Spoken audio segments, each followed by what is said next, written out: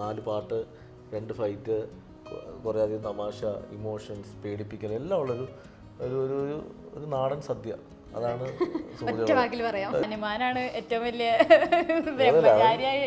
സംഭവമൊന്നുമല്ല. 10-37 വയസ്സായി, പെണ്ണ് കിട്ടട്ടെ. പറയാൻ പറ്റിയതൊക്കെ പറയും. ഉണ്ണി ഞാനൊന്നും നന്നായി ജീവിച്ചപ്പോ ഉണ്ണിയുടെ ലൈഫൊക്കെ വേറെ ലൈഫ് സ്റ്റൈലാണ്. എഴുത്താണ് ചെയ്ത് നിങ്ങളുടെ മനസ്സിൽ ഉണ്ണിമൂന്നിന്റെ കഥാപാത്രം അയ്യപ്പനാണോ അതോ പോലീസുകാരാണോ ചോദിച്ചപ്പോൾ ഞാൻ പറഞ്ഞു അത് എഴുത്തുകാരെന്ന രീതിയിലാണ്. ഞാൻ എഴുതി വെച്ചിരിക്കുന്ന പോയിന്റ് എന്ന് വെച്ചാൽ അത് കാണുന്നവന്റെ ഭാവനയ്ക്ക് വിട്ടുകൊടുത്തേക്കാണ്. കാണുന്ന ആളുടെ മനസ്സിൽ അയാൾക്ക് അതിനെ അയ്യപ്പനായിട്ട് കാണാൻ ആഗ്രഹമെങ്കിൽ അങ്ങനെ തന്നെ മുന്നോട്ട് പോകണം. അതല്ല അത് പോലീസുകാരോട് കാണാൻ ആഗ്രഹിക്കും അങ്ങനെ പൊക്കോളാൻ പറഞ്ഞു. അത് ഒരിക്കലും ഞാൻ കണ്ടിരിക്കുന്നത് എനിക്കതിനെ എങ്ങനെ കാണാൻ ആഗ്രഹിക്കുന്ന ആ വേർഷൻ ഞാൻ എഴുതി വെച്ചിരിക്കുന്നത്. അത് കാണുന്ന ആൾക്ക് അത് എങ്ങനെ വേണം ഫീൽ ചെയ്യാം. അതൊന്നെങ്കിൽ പോലീസ് ഇന്നും അതിന് ഉത്തരവില്ലാത്ത ചോദ്യമായിട്ട് നിൽക്കുന്നു. ഉത്തരം 2ാം ഭാഗത്തിൽ കാണും. മാളികപ്പുറം 2 അപ്പൊ പ്രതീക്ഷിക്കാല്ലേ നമുക്ക്? അല്ല, തീർച്ചയായിട്ടും. കാരണം മാളികപ്പുറം 2 എഴുത്താകുന്ന രീതിയിൽ എൻ്റെ മനസ്സിലുള്ള ഐഡിയ ഞാനത് ഡെവലപ്പ് ചെയ്ത് വെച്ചിട്ടുണ്ട്. ഇനി അത് ഒത്തുവരണമെങ്കിൽ എല്ലാം വരണമല്ലോ. അതിൻ്റെ പ്രൊഡ്യൂസേഴ്സ് ഉണ്ട്, അഭിനയിച്ച ആർട്ടിസ്റ്റുകളുണ്ട്, ഇവരൊക്കെ ഒത്തു വന്നാലാണ് സിനിമ സംഭവിക്കുന്നത്. പക്ഷേ മാളികപ്പുറം 2 സംഭവിച്ചാൽ സംഭവിച്ചില്ലെങ്കിൽ ശബരിമല സെൻട്രൽ ക്യാരക്ടർ ആയിക്കൊണ്ട് ഒരു പടം ഉടനെ സംഭവിക്കും. ശരിക്കും ഒരു ചരിത്രത്തിൽ ആദ്യമായിട്ടായിരിക്കും ഒരു പടം സംഭവിക്കും. കാരണം അത് ഞാൻ എൻ്റെ ഡ്രീം പ്രോജക്റ്റ് ആണത്. അത് ഞാൻ പല വേദികളും പറഞ്ഞിട്ടുണ്ട്. അത് തീർച്ചയായിട്ടും ഈ വർഷം സംഭവിച്ചിരിക്കും. അല്ല, മാളികപ്പുറത്തിൻ്റെതായിട്ട് ഉണ്ടാക്കി വെച്ച ഒരു സംഭവം ഉണ്ട്. എൻ്റെ മനസ്സിലൊരു വിഗ്രഹം ഉണ്ടായിരുന്നു, അത് വീണുടേണ്ടെന്ന് പറയുന്നത്. അല്ല, ശരിക്കും പറഞ്ഞാൽ എനിക്ക് മാർക്കോടെ ഷൂട്ട് എടുക്കുമ്പോൾ ഞാൻ മാർക്കോടെ ലൊക്കേഷൻ പോയിട്ടുണ്ട്. അപ്പോൾ എനിക്ക് എൻ്റെ വിഷ്വൽസ് കാണിച്ചു തന്നു. അപ്പോൾ ഞാൻ അപ്പോൾ അതേടെ ആയത് ദേവാസുരത്തിനകത്ത് ഒടുവിൽ സാർ എന്ന് പറയുന്നൊരു സാധനമുണ്ട്. എൻ്റെ അകത്തേക്ക് ഞാൻ വരുന്നില്ല, എൻ്റെ മനസ്സിലൊരു വിഗ്രഹം ഉണ്ടെന്ന് പറയുന്നത് കേരളത്തിലെ അമ്മമാർ തിയേറ്ററിൽ പോകാൻ മെയിൻ ആളുകളുടെ മക്കള് വർക്ക് ചെയ്തിട്ടുണ്ട് ഈ സുമതി വളവിൽ. അതായത് അശോകേട്ടൻ്റെ മോൻ അർജുൻ ചെയ്തിട്ടുണ്ട്, ഗോകുൽ സുരേഷ് ഗോപി ചെയ്തിട്ടുണ്ട്, ശ്രാവൺ മുകേഷയുടെ മോൻ ചെയ്തിട്ടുണ്ട്, പിന്നെ നമ്മുടെ സിദ്ധാർത്ഥ് ഭരതൻ സാറിൻ്റെ മോൻ ചെയ്തിട്ടുണ്ട്, ശ്രീധർ രവിചേട്ടൻ ചെയ്തിട്ടുണ്ട്, പിന്നെ ഡയറക്ടർ വിഷ്ണു സംവിധായകന്റെ മകനാണ്, ഗിരീഷ് പത്തഞ്ചേരി സാറിന്റെ മകൻ മ്യൂസിക് ലിറിക്സ് എഴുതിയിട്ടുണ്ട്, MG രാധാകൃഷ്ണൻ സാറിന്റെ മകൻ രാജാകൃഷ്ണൻ ചേട്ടനാണ് സൗണ്ട് മിക്സിങ് ചെയ്തത്. അപ്പം 8ഓളം മെയിൻ ലെജൻസിന്റെ മക്കൾ ഇതിൽ ചെയ്തിട്ടുണ്ട്. അപ്പം ഇവരൊക്കെ വരുമ്പോൾ നമ്മൾ വെറുതെ അച്ഛനെ യുദ്ധപ്പേരുണ്ടാക്കിയെന്ന് പറയും. Hi, hello, welcome to Aurora media network. Malikappuram എന്നൊരൊറ്റ സിനിമ മതി ഈ വ്യക്തിയെ രേഖപ്പെടുത്താൻ. നമസ്കാരം അഭിലാഷ് പിള്ള ചേട്ടാ, എന്തൊക്കെയാ പുതിയ വിശേഷം? പുതിയ വിശേഷം സുമതി വളവ്, എൻ്റെ പോസ്റ്റ് പ്രൊഡക്ഷൻ വർക്കുകൾ നടക്കുന്നു. ബാക്കി പടങ്ങൾ ഡബിംഗ് ഒക്കെ എവിടെ വരെ? ശരി, ഡബിന്റെ ഫൈനൽ വർക്ക് നടന്നുകൊണ്ടിരിക്കുക. ഡബിങ്ങിന്റെ വർക്കാണ് ഇവിടെ നടന്നുകൊണ്ടിരിക്കുന്നത്. ഇത് കഴിഞ്ഞ് ചെന്നൈയിലെ ബാക്കി വർക്കുകൾ നടക്കുന്നുണ്ട്. എല്ലാ ഡിപ്പാർട്ട്മെന്റ് പണികളും നടന്നുകൊണ്ടിരിക്കുകയാണല്ലേ. ലാസ്റ്റ് മിനിറ്റ് ഓട്ടം. ശരിക്കും പറഞ്ഞാൽ ലാസ്റ്റ് മിനിറ്റിലും നമ്മളോട് കൂടി വിശേഷങ്ങൾ പങ്കുവയ്ക്കാത്ത വലിയൊരു കാര്യം തന്നെയാണ്. ഞാനോട് ഇങ്ങോട്ട് വന്നുള്ളത്. അപ്പോൾ ശരിക്കും പറയും ഈ സുമതി വളവ്, അതാണല്ലോ പുതിയ വിശേഷം എന്ന് പറയുന്നത്. അപ്പോൾ ഈ സുമതി വളവ് ശരിക്കും പറഞ്ഞാൽ പറയുന്നുണ്ടായിരുന്നു റിയൽ ആയിട്ടുള്ള ഒരു സ്ഥലമാണെന്നൊക്കെ പറയുന്നത്. അപ്പോൾ ഇങ്ങനത്തെ സ്റ്റോറീസ് അല്ലെങ്കിൽ ഇങ്ങനത്തെ എങ്ങനെയാണ് കണ്ടുപിടിക്കുന്നത്? ഇല്ല, യാത്രകളിൽ എൻ്റെ എല്ലാ കഥകളും റിയൽ സ്റ്റോറീസാണ്. അപ്പം ഞാൻ യാത്ര ചെയ്യുമ്പോൾ അല്ലെങ്കിൽ ഞാൻ പരിചയപ്പെടുന്ന ആളുകളുടെ സംസാരത്തിൽ നിന്ന് കേൾക്കുന്ന ചില അവരുടെ റിയൽ അനുഭവങ്ങൾ, ഇതിൽ നിന്നൊക്കെ കഥകൾ ഉണ്ടാക്കാനായിട്ട് എപ്പോഴും ഭയങ്കര ഇഷ്ടമാണ്. എൻ്റെ എല്ലാ സിനിമകളും, എൻ്റെ ആദ്യ സിനിമ കടാവറാണെങ്കിലും നൈറ്റ് ഡ്രൈവ് ആണെങ്കിലും പത്താംകുളം ആണെങ്കിലും ആനശ്രീ ബാല ആണെങ്കിലും മാളികപ്പുറം ആയാലും എല്ലാം റിയൽ ലൈഫ് ഇൻസിഡൻസ് ആണ്. അപ്പോൾ അതുപോലെ തന്നെയാണ് സുമതി വളവ്. ഞാൻ ട്രിവാൻഡ്രത്ത് കുറച്ചുകൂടെ പഠിച്ചിട്ടുണ്ടായിരുന്നു. അപ്പോൾ ആ സമയത്ത് ഞാനവിടെ കേട്ടിട്ടുള്ള ഒരു സ്ഥലമാണ് സുമതി വളവ്. അന്ന് ഞാൻ അവിടെ പോയിട്ടുണ്ട്. അപ്പോൾ അവിടെയുള്ള ആളുകൾ പറഞ്ഞ അതിൻ്റെ കുറേ കഥകൾ. അപ്പം ഞാൻ അതിൽ നിന്നൊക്കെ എനിക്ക് ഭയങ്കര ക്യൂരിയോസിറ്റി തോന്നി. ആ കഥകളേക്കാൾ ഉപരി ആ സ്ഥലം ഭയങ്കര രസമാണ്. അപ്പോൾ അതിനെ ബേസ് ചെയ്തിട്ടുള്ളൊരു സിനിമ ചെയ്താൽ നന്നായിരിക്കും തോന്നിയിട്ട് ഒരു കഥ റെഡിയാക്കി അതിലേക്ക് ഈ സ്ഥലം പ്ലേസ് ചെയ്തു. അങ്ങനെയാണ്. അപ്പോൾ ആ കഥ ഫിക്ഷനാണ്, ആ സ്ഥലമാണ് നമ്മൾ റിയൽ എടുത്തിരിക്കുന്നത്, സിനിമയിൽ യൂസ് ചെയ്തിരിക്കുന്നത്. അപ്പോൾ അത് ഒരു പക്ക എൻ്റർടൈൻമെൻറ്റ് മൂഡിലാണ് ചെയ്തിരിക്കുന്നത്. ഹ്യൂമറും ആക്ഷനും ഇമോഷനും എല്ലാം ഉണ്ട്. അപ്പോൾ നമ്മളൊരു പക്ക പാക്കേജ് വേണം. അല്ല, ശരിക്കും പറഞ്ഞാൽ ഹോണ്ടിങ് ആയിട്ടുള്ള ഒരു പ്ലേസ് ആണ് ഇപ്പം പറഞ്ഞു കേട്ടിട്ടുണ്ട് ഈ സുമതി വളവ് എന്ന് പറയുമ്പോൾ. അപ്പോൾ ഈ ശരിക്കും പറഞ്ഞാൽ ആ നാട്ടിൽ പോയിട്ട് ആളുകളോടൊക്കെ സംസാരിച്ചപ്പോൾ ശരിക്കും അതൊരു വിശ്വസനീയമായിട്ട് തോന്നിയിരുന്നു എന്തെങ്കിലും? അല്ല, ഓരോരുത്തർക്കും ഓരോ കഥയുണ്ട്. ഇത് അവിടെ സുമതി എന്ന് പറയുന്ന ഒരു ആത്മാവുണ്ടെന്ന് പറഞ്ഞ ആളുകളുണ്ട്. വെറുതെയാണ് അവിടെ ഈ വാറ്റുകാരായത്തിൻ്റെ ആളുകൾ വന്നിട്ട് പ്രശ്നം. അങ്ങനെ ഇത് പ്രൂവ് ചെയ്ത സംഭവമൊന്നും അല്ലല്ലോ. ഓരോരുത്തർക്കും ഓരോ എക്സ്പീരിയൻസ് ആണ്. അപ്പം നമ്മൾ സിനിമാക്കാരെ സംബന്ധിച്ച് ഈ യക്ഷികൾ എന്ന് പറയുന്നത് ഭയങ്കര കച്ചവട സാധ്യതയുള്ള ഒരു സംഭവമാണ്. പണ്ട് തൊട്ട് യക്ഷിപ്പടങ്ങൾക്ക് ഭയങ്കര സാധ്യതയാണ് മലയാളം. ആകാശഗംഗയ്ക്ക് എടുത്തു പറയണ്ട ശരിക്കും ഒരു കാലത്ത്. ഒരു യക്ഷിപ്പടം ചെയ്യുമ്പോൾ നമുക്ക് കേരളത്തിന്റെ സ്വന്തം യക്ഷി സുമതി, നമുക്ക് സ്വന്തമായിട്ട് രക്ഷയുണ്ട് സുമതി. അപ്പൊ അതിനെ എടുക്കാന്ന് വെച്ചാൽ പണ്ട് കള്ളിയങ്കാട്ട് നീതിയാണ്, അതുകൊണ്ട് സിനിമയായി സുമതി ബാക്കിയാണ്, സുമതി എടുക്കാന്ന് വെച്ചാൽ. അല്ല ശരിക്കും പറഞ്ഞു കഴിഞ്ഞാൽ ഇപ്പോൾ ഒരു കാലഘട്ടത്തിൽ ഇപ്പോൾ വിനയൻ സാറൊക്കെ ചെയ്ത സിനിമകൾ ഇപ്പം നേരത്തെ പറഞ്ഞ പോലെ തന്നെ ആകാശഗംഗയൊക്കെ നമ്മൾ ആ കാലത്തൊക്കെ ഒരു പേടിച്ചിരുന്ന ഒരു സിനിമയായിരുന്നു. പക്ഷെ ഈ ഒരു കാലഘട്ടത്തിൽ ഈ ഇങ്ങനെ ഒരു പ്രേതം ഒരു അങ്ങനെ ആയിട്ടുള്ളൊരു സിനിമ എടുക്കുമ്പോൾ എന്തെങ്കിലും ചാലഞ്ചസ് ഉണ്ടായിരിക്കില്ലേ? അല്ല, ആകാശഗംഗയ്ക്കകത്ത് നമ്മള് യക്ഷിനെ കാണിച്ച് നമ്മൾ പേടിപ്പിക്കുന്നുണ്ട്. ഇപ്പം മയൂരിയുടെ ക്യാരക്ടറിനെ കാണിച്ച് പേടിപ്പിക്കുന്നുണ്ട്. നമ്മൾ ട്രീറ്റ് ചെയ്തിരിക്കുന്ന ആ ഒരു പാറ്റേണിലല്ല. ശരിക്കും പറഞ്ഞാൽ ഞാൻ എൻ്റെ പെർസ്പെക്റ്റീവിൽ എനിക്ക് ഏറ്റവും ഇഷ്ടമുള്ള ഹൊറർ പടം എന്ന് വെച്ചാൽ മണിച്ചിത്രത്താഴാണ്. അതിൽ ഈ നാഗവല്ലി എന്നൊരു കൺസെപ്റ്റ് അതിനാരും സിനിമയെ കാണിക്കുന്നില്ല, അതിൽ യക്ഷി കൺസെപ്റ്റ് കാണിക്കുന്നൊന്നുമില്ല. അപ്പൊ എന്ന് പറയുന്നതാണ് സുമതികളെ നമ്മൾ അങ്ങനെ യക്ഷിനെ കാണിച്ചു പേടിപ്പിക്കുന്നവരുടെ അല്ല, അതിൽ കാണിക്കാതെ എങ്ങനെ നമ്മൾ പേടിപ്പിക്കാന്നുള്ളതാണ് എക്സ്പീരിയൻസ് ചെയ്തിരിക്കുന്നത്. അപ്പൊ അതൊരു ശരിക്കും ഒരു പരീക്ഷണമാണ്. അത് രസകരമായി വർക്കായി വന്നിട്ടുണ്ട്. ഇനി പ്രേക്ഷകർ തിയേറ്ററിൽ പറയട്ടെ. അതെ, പക്ഷേ നമ്മളിപ്പോ ഈ ഒരു സുമതി വളവ് എന്ന് പറയുമ്പോൾ ആളുകൾ വിചാരിക്കും, പക്ഷേ സിനിമ തിയേറ്ററിൽ വരുമ്പോഴേ നമുക്ക് മനസ്സിലായിരിക്കും എന്തായിരിക്കും. ഒരു ഗ്യാരണ്ടി അതിൽ എന്താ വെച്ചാല് ഒരാൾ ഒറ്റയ്ക്ക് ആ വളവിൽ ചെല്ലുമ്പോൾ എങ്ങനെ പേടിക്കുന്നു, എങ്ങനെ എക്സ്പീരിയൻസ്, അത് തിയേറ്ററിൽ നമ്മൾ കൊടുക്കും. തിയേറ്ററിൽ ഇരിക്കുന്ന ആൾക്ക് വളവിൽ ചെന്ന് നിൽക്കുന്ന ഒരു എക്സ്പീരിയൻസ് സിനിമ തരും. അത് ആ രീതിയിലാണ് അതിന്റെ മേക്കിങ്. ഒരു 360 ഡിഗ്രി എക്സ്പീരിയൻസ് ഉണ്ട്. ഇതിന്റെ ഇന്റർവൽ ബ്ലോക്ക് ഒരു 15 മിനിറ്റ്. അത് തീർച്ചയായിട്ടും തിയേറ്ററിലെ ഒരു വേറൊരു അനുഭവമായിരിക്കും. അതെ, പിന്നെ ഞാൻ കേട്ടായിരുന്നതിൽ അഭിനയിക്കുന്നുണ്ട്. അത് ഒന്നുമില്ല, അഭിനയിക്കാൻ ഭയങ്കര ആഗ്രഹിച്ച ഇൻഡസ്ട്രി ഒന്നും ആളെ. അപ്പോൾ ഇതിനു മുന്നേ ഞാൻ കടാവറിലായാലും 10ാം വളവിലായാലും മാളിയപ്പത്തിലായാലും ചെറിയ വേഷം ചെയ്തിട്ടുണ്ട്. ഇത് വന്നപ്പോൾ എഴുതി വന്നപ്പോൾ ഒരു കഥാപാത്രത്തെ ഇങ്ങനെ ഡെവലപ്പ് ചെയ്ത് പോയി. അപ്പോൾ അത് രസകരമായി വന്നപ്പോൾ അത് ചെയ്താൽ കൊള്ളാൻ തോന്നിയപ്പോൾ അത് വിഷ്ണു ആയാലും നമ്മുടെ ടീമായാലും എല്ലാവരും സപ്പോർട്ട് ചെയ്തു. അത് നന്നായി വന്നു. അല്ല, ഒരു സംവിധായകൻ പിറക്കുന്ന ചിലപ്പോൾ അയാളുടെ ഉള്ളിൽ എല്ലാം ഉണ്ടായിരിക്കും. നമ്മളൊരു എഡിറ്റർ ആയിരിക്കാം, നമ്മളൊരു ക്യാമറമാൻ ആയിരിക്കാം, അല്ലെങ്കിൽ നമ്മളൊരു സംവിധായകനായിരിക്കും. അപ്പോൾ എല്ലാ കാര്യവും ഉൾക്കൊള്ളുമ്പോഴാണ് നമ്മളൊരു ഇതായി മാറുന്നത്. അഭിനേതാക്കളാകുമ്പോൾ പ്രത്യേകം വെച്ചാൽ ഇപ്പം ഞാൻ എഴുതിയൊരു കഥയിൽ എൻ്റെ കഥാപാത്രത്തിന്റെ മാറ്റേഴ്സ് ഒന്നും എനിക്ക് നന്നായിട്ട് അറിയാം. അപ്പം അത് നമ്മൾ പെർഫോം ചെയ്യാൻ ശ്രമിച്ചാൽ സക്സസ് ആക്കാവുന്നുള്ളത്. എത്രത്തോളം നന്നായി വരും എന്നുള്ളത് പ്രേക്ഷകനാണ്. അപ്പം എല്ലാരും നല്ലത് പറഞ്ഞിട്ടുണ്ട്. അതെ, സിനിമ ഇറങ്ങുമ്പോൾ നോക്കാവുന്നത്. ഏറ്റവും സന്തോഷം ഫസ്റ്റ് ലുക്കിൽ ഫോട്ടോ വന്നപ്പോൾ സന്തോഷം. അതെ, എനിക്ക് അത് ഭയങ്കരമായിട്ട് ഇഷ്ടപ്പെട്ട ഒരു കാര്യം എന്ന് പറഞ്ഞു കഴിഞ്ഞാൽ അതിന്റെ പോസ്റ്റേഴ്സ് ഇറങ്ങിയതായാലും അതെ അർജുന അശോകന്റെ എല്ലാവരും കൂടി നോക്കി നിൽക്കുന്ന ഒരു പഴയൊരു കാലഘട്ടത്തിന് ശരിക്കും അങ്ങനത്തെ ഒരു സിനിമ തന്നെയാണ്. ഒരു കുറെ നാളായിട്ട് നമുക്ക് മലയാള സിനിമയെ മിസ് ചെയ്തിട്ടിരിക്കുന്ന കുറെ കാര്യങ്ങൾ ആ സിനിമയിൽ നമ്മൾ തിരിച്ചുകൊണ്ടിരുന്നുണ്ട്. ഇപ്പം മാളികപ്പുറം സിനിമകൾ അങ്ങനെയായിരുന്നു. ഒരുപാട് നാളിന് ശേഷം പ്രായമുള്ള അപ്പൂമാരൊക്കെ തിയേറ്ററിലൊക്കെ വന്ന സിനിമയാണ്. കൊച്ചു കുട്ടികൾ ഒരുപാട് എൻജോയ് ചെയ്ത സിനിമ. എന്ന് പറയുന്ന പോലെ സുമതി വളവും എല്ലാ കാറ്റഗറി ഓഫ് ആളുകൾക്കും ഒരേപോലെ ഇഷ്ടപ്പെടുന്ന സിനിമയാണ്. അതെ, ഇപ്പൊ ഒരു സിനിമ ചെയ്യുന്ന സമയത്ത് എല്ലാവർക്കും ഒരു തൃപ്തിപ്പെടുത്തുക എന്ന് പറഞ്ഞു കഴിഞ്ഞാൽ വലിയൊരു കാര്യം. ആ യക്ഷി ശരിക്കും പറഞ്ഞാൽ കുട്ടികൾക്കൊക്കെ ഇനി ഭയങ്കര ഇഷ്ടപ്പെടാവുന്ന ഒരു പേരായിരിക്കും സുമതി. അതെ, പണ്ട് നമ്മള് മൈ ഡിയർ കുട്ടിച്ചാത്തനെ കണ്ട സമയത്ത് ഇഷ്ടപ്പെടുന്ന പോലെ തന്നെ സുമതി ഭയങ്കര അതിലൊരു സസ്പെൻസ് ഉണ്ട്. അതെ, അത് നമുക്ക് പറയാൻ പറ്റില്ലല്ലോ ശരിക്കും പറഞ്ഞു കഴിഞ്ഞാൽ. എന്തായാലും മറ്റേ പല്ലൊക്കെ ഇറങ്ങി വന്ന് മറ്റേ ചോര ഒടിച്ച് ആളെ പേടിപ്പിക്കാൻ ടൈപ്പ് യക്ഷിയല്ല. അല്ല, അത് ശരിക്കും പറഞ്ഞ ഒരു കാലഘട്ടം മാറിയല്ലോ. മാറുമ്പോ നമ്മൾ അതിനനുസരിച്ചിട്ട് യക്ഷികൾ മാറി. അതല്ല, ഇതിൽ ഞങ്ങൾ പക്ക ഫൺ ബേസ് ചെയ്തിട്ടുള്ള.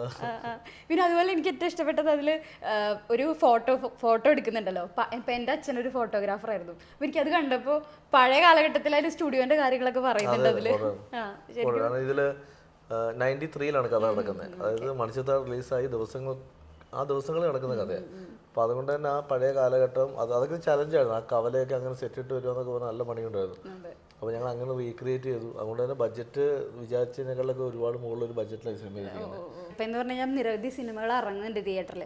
പക്ഷേ പറയുന്നത് പോലെ ചുരുക്കം എണ്ണാവുന്ന സിനിമകളാണ് തിയേറ്ററിൽ ആൾക്കാരായാലും ഏറ്റെടുക്കുന്നത്. ആ ഒരു ഇതിനെ പറ്റിയിട്ട് എന്താ പറയാനുള്ള ഒരു പ്രവണത? അല്ല, അത് സിനിമ നല്ലതായി മാത്രം പ്രേക്ഷകർ ഏറ്റെടുക്കുന്നില്ല. നമ്മൾ എന്തെങ്കിലും കാണിച്ചു വെച്ചിട്ട് പ്രേക്ഷകർ ഏറ്റെടുത്തുകൊണ്ട് കാര്യം. ഇപ്പം ഒന്നുമില്ല, കഴിഞ്ഞ മാസം ഇപ്പോൾ പ്രൊഡ്യൂസർ അസോസിയേഷൻ വിട്ട കണക്കിലുള്ള സിനിമകൾ നോക്കിയാൽ അതിൽ സീരിയസ് അപ്രോച്ച് ചെയ്തേക്കുന്ന സിനിമകളൊക്കെ എനിക്ക് തോന്നുന്നു പൈസ കിട്ടിയിട്ടുണ്ട്. കുറച്ച് സിനിമകൾ, ചില സിനിമകൾക്ക് ചില നല്ല സിനിമകൾ ചെറിയ വർക്കാവാതെ പോകും. ഡിപ്പെൻസ് ആണ്. ഇതൊക്കെ ഒരു ഓരോരുത്തരുടെ ഭാഗ്യം പോലെയാണ് ആ സമയം. പക്ഷേ ഇതിൻ്റെ നഷ്ടക്കണക്ക് ലാഭങ്ങൾ പറഞ്ഞാൽ പ്രേക്ഷകൻ്റെ കയ്യിൽ 150 രൂപ മുടക്കിയൊരു സിനിമയ്ക്ക് പോകാൻ അയാൾക്ക് മുന്നിൽ ചോയ്സ് ഉണ്ട്. മലയാള സിനിമയുണ്ട്, തമിഴ് സിനിമയുണ്ട്, ഹിന്ദി സിനിമയുണ്ട്. സോ ഇപ്പം എന്തുകൊണ്ട് ഇപ്പം ഞാൻ പറയും നാളെ സുമതിയോട് ഇറങ്ങുമ്പോൾ എന്തുകൊണ്ട് പ്രേക്ഷകൻ ആ സിനിമ കാണാൻ വരുന്നു എന്നുള്ളൊരു ചോദ്യമുണ്ട്. ഞാനൊരു പ്രേക്ഷകൻ, ഞാൻ പറയും ഞാൻ ഇതിന് എൻ്റെ 150 രൂപ കൊടുക്കുന്നു. എന്ന് ചിന്തിക്കണമെങ്കിൽ ഞാനതിന് എക്സ്ട്രാ അത് മീൻസ് നമുക്ക് അത്രയും ഗംഭീരമൊരു സിനിമയാണ് ഓഡിയൻസിന് തോന്നൽ കൊടുക്കണം. തോന്നണം. അപ്പം ഞാൻ ഇറക്കി വിടുന്ന ടീസർ ആയാലും ട്രെയിലർ ആയാലും സോങ് ആയാലും എന്തായാലും അവരെ ഹുക്ക് ചെയ്യണം, ഇത് കാണണം എന്ന് പറഞ്ഞാൽ. ഇപ്പൊ ഈ പറഞ്ഞ കണക്കുകളിലുള്ള എത്ര സിനിമ അങ്ങനെ ഹുക്ക് ചെയ്തിട്ടുണ്ട് നമ്മളെ. ഒരിക്കലും അവിടെ ഇപ്പൊ ഓഫീസർ എന്നൊരു സിനിമ ഓടുന്നുണ്ട്, ആ ഓഫീസറിന്റെ ട്രെയിലർ വന്നപ്പോൾ തന്നെ ആളുകൾ കാണാൻ തീരുമാനിച്ചു.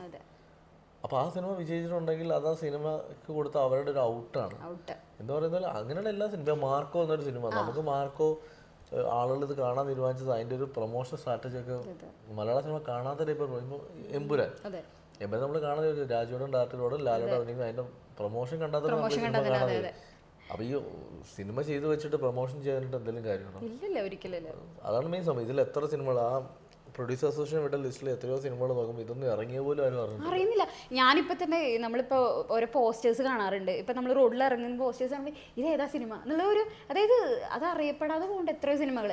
ഒരു എനിക്ക് തോന്നുന്ന ഒരു സിനിമ ഉണ്ടായിരുന്നു, എനിക്ക് തോന്നുന്നത് 1947 അങ്ങനെ എന്തോ പറഞ്ഞിട്ടൊരു സിനിമ ഉണ്ടായിരുന്നു. ആ സിനിമയുടെ പേര് ആ സിനിമ നല്ലൊരു സിനിമയായിരുന്നു, പക്ഷെ അത് എത്രത്തോളം പ്രേക്ഷകരിൽ എത്തിയെന്ന് നമുക്ക് പറയാൻ പറ്റില്ല.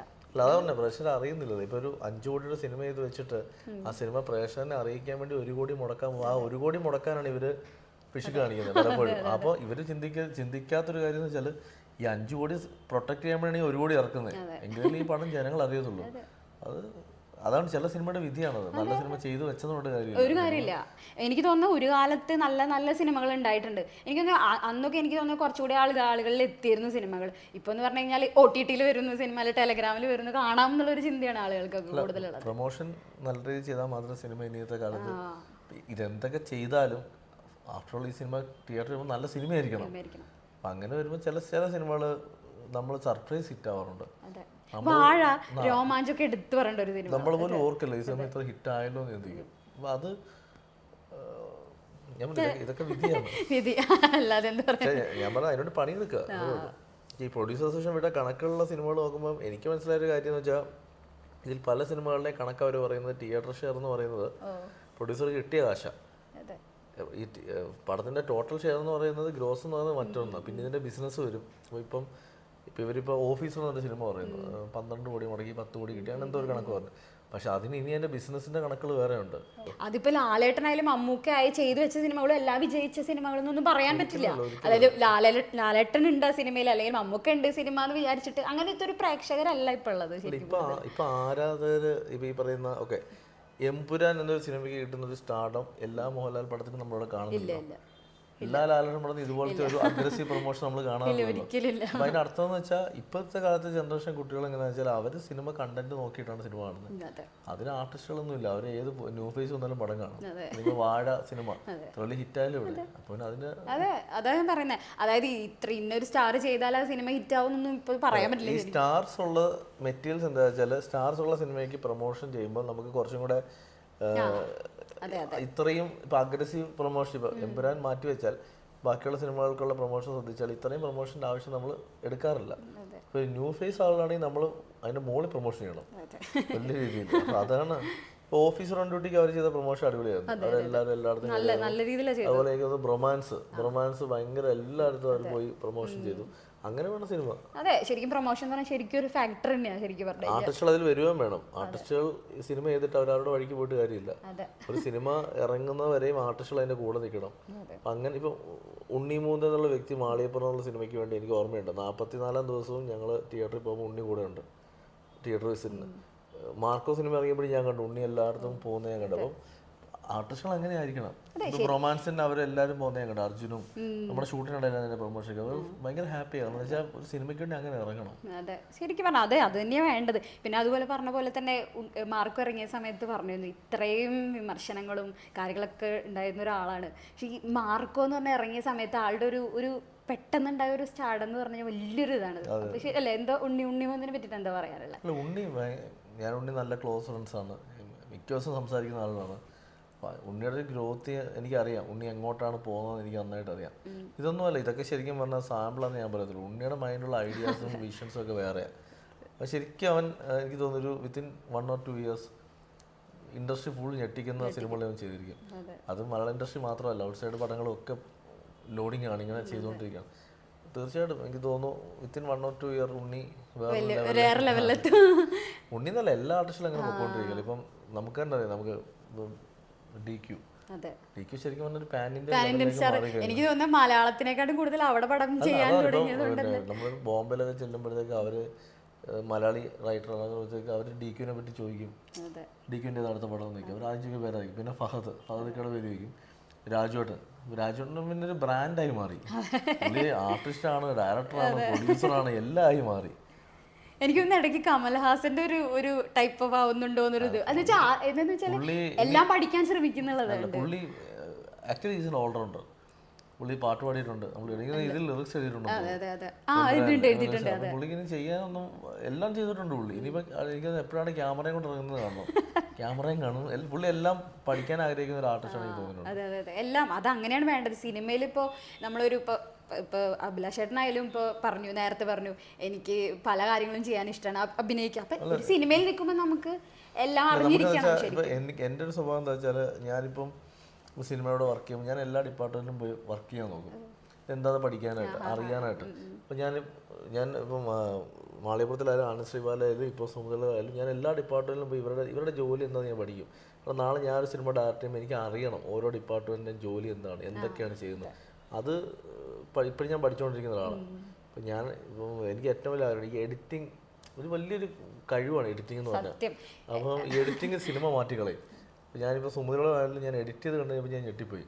നമ്മൾ മനസ്സിൽ കണ്ട സിനിമയെക്കാട്ടിലും എത്രയോ മുകളിലേക്ക് അവർ എത്തിച്ചു കഴിഞ്ഞു. അപ്പോൾ അത് പഠിക്കണം എനിക്ക് ആഗ്രഹമുണ്ട്. പക്ഷേ ഈ പറയുന്ന പോലെ അതിനൊരു സമയം കിട്ടാത്തതുകൊണ്ടാണ് ഇങ്ങനെ എൻ്റെ കൂടെ നടന്നത്. ഇത് എന്തൊക്കെയാണ് പരിപാടി, എന്താണ് സ്മാർട്ട് കട്ട് എന്നാണ്, അതെന്താണ് ഇങ്ങനെ നോക്കുന്നുണ്ട്. അതായത് സിനിമയുടെ ക്രിയേറ്റീവ് സൈഡ് എന്ന് പറഞ്ഞാൽ, അതായത് ഇപ്പോൾ ബാക്കി എല്ലാവരും അഭിനയിക്കുന്നു, ഡബ് ചെയ്യുന്നു, പക്ഷെ എഡിറ്റിംഗ് എന്ന് പറഞ്ഞു കഴിഞ്ഞാൽ ഏറ്റവും വലിയ ഇമ്പോർട്ടൻ്റ് ആയിട്ടുള്ള ഒരു കാര്യമാണ്. സിനിമകൾ ജനിക്കുന്നത് എഡിറ്റിംഗ് ടേബിളിൽ നിന്നാണ് സിനിമകൾ നശിക്കുന്നതും നന്നാക്കുന്നതും. എത്രയോ സിനിമകൾ എഡിറ്റ് ചെയ്ത് നശിപ്പിച്ചിട്ടുണ്ട് പലരും. എത്രയോ സിനിമകൾ ഒരു ആവറേജ് സിനിമേനെ എഡിറ്റ് ചെയ്ത് ഞെട്ടിച്ചിട്ടുണ്ട്. മ്യൂസിക്കിന് വലിയൊരു ഫാക്ടറുണ്ട്, എഡിറ്റിനുണ്ട്, എല്ലാത്തിനും എല്ലാം കൂടെ കറക്റ്റായിട്ട് വരുമ്പോൾ ഒരു സിനിമ അടിപൊളിയാണ്. പിന്നെ അതുപോലെ തന്നെ എനിക്ക് ഒരു പോസ്റ്റ് കണ്ടായിരുന്നു ഇപ്പം അടുത്ത്. എനിക്കിത് ഭയങ്കരമായിട്ട് കണ്ടപ്പോൾ എൻ്റെ കണ്ണ് നിറഞ്ഞു പോയിട്ട് അത് കേട്ടപ്പോൾ. അതായത് നമ്മൾ ആ ഒരു ലെവലിൽ നിന്ന് ഇപ്പോൾ ഒരു നമ്മൾ ആളുകളെ പറയപ്പെടുന്നു. അതെ അതെനിക്ക് പറയാനുണ്ട്. എനിക്കത് ഭയങ്കരമായിട്ട് ആക്ച്വലി അത് ഞാൻ ആ പോസ്റ്റ് ഇട്ടതിന് കാരണം അത് എൻ്റെ അനുഭവം ജനങ്ങളെ അറിയിക്കാൻ വേണ്ടി ഇട്ട പോസ്റ്റ് അല്ല.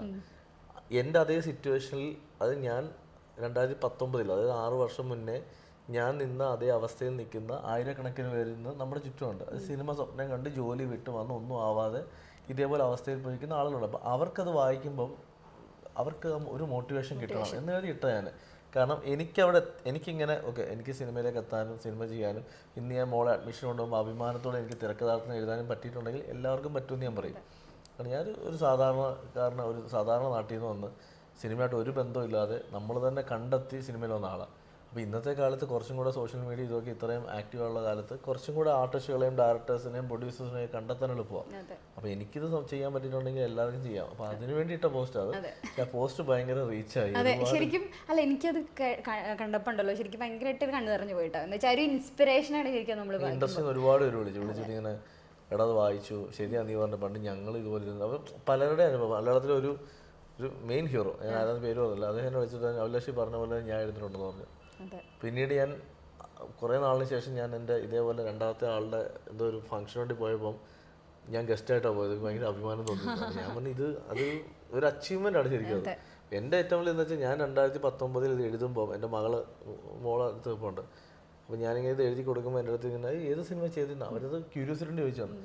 എനിക്കിപ്പം സത്യം പറഞ്ഞാൽ ഞാൻ ചിരിച്ചുകൊണ്ടാണ് പറയുന്നത്, ഞാൻ ചെയ്തിട്ടില്ല, ഇവിടെ നിന്ന് പഠിച്ചിറങ്ങുമ്പോൾ ഞാൻ ഒരു പടമെങ്കിലും ചെയ്യുമെന്ന് പറയുമ്പോൾ ഞാൻ ചിരിച്ചുകൊണ്ട് പറഞ്ഞെങ്കിൽ എൻ്റെ ഉള്ളിൽ ഭയങ്കര വിഷമമായിരുന്നു. കാരണം ഇത് കേട്ട് നിൽക്കുന്ന എൻ്റെ മകളെടുത്തുണ്ട്. അപ്പോൾ അവൾക്കൊന്നും അത്ര 1ാം ക്ലാസ്സിൽ കാണും, അതിന് മാത്രം വലിയ വലിയ.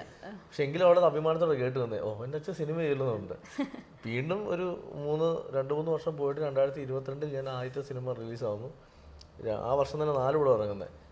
മാളിയപ്പോൾ ഇറങ്ങിയ ശേഷം അതേ സ്കൂളിൽ ഞാൻ ഗസ്റ്റായിട്ട് പോയി. മോള് പഠിക്കുന്ന സ്കൂളിൽ ഞാൻ ഗസ്റ്റായിട്ട് എന്നെ ഇൻവൈറ്റ് ചെയ്ത് കൊണ്ടുപോകുന്നു. അന്ന് ഉണ്ണിയുണ്ട് കൂടെ.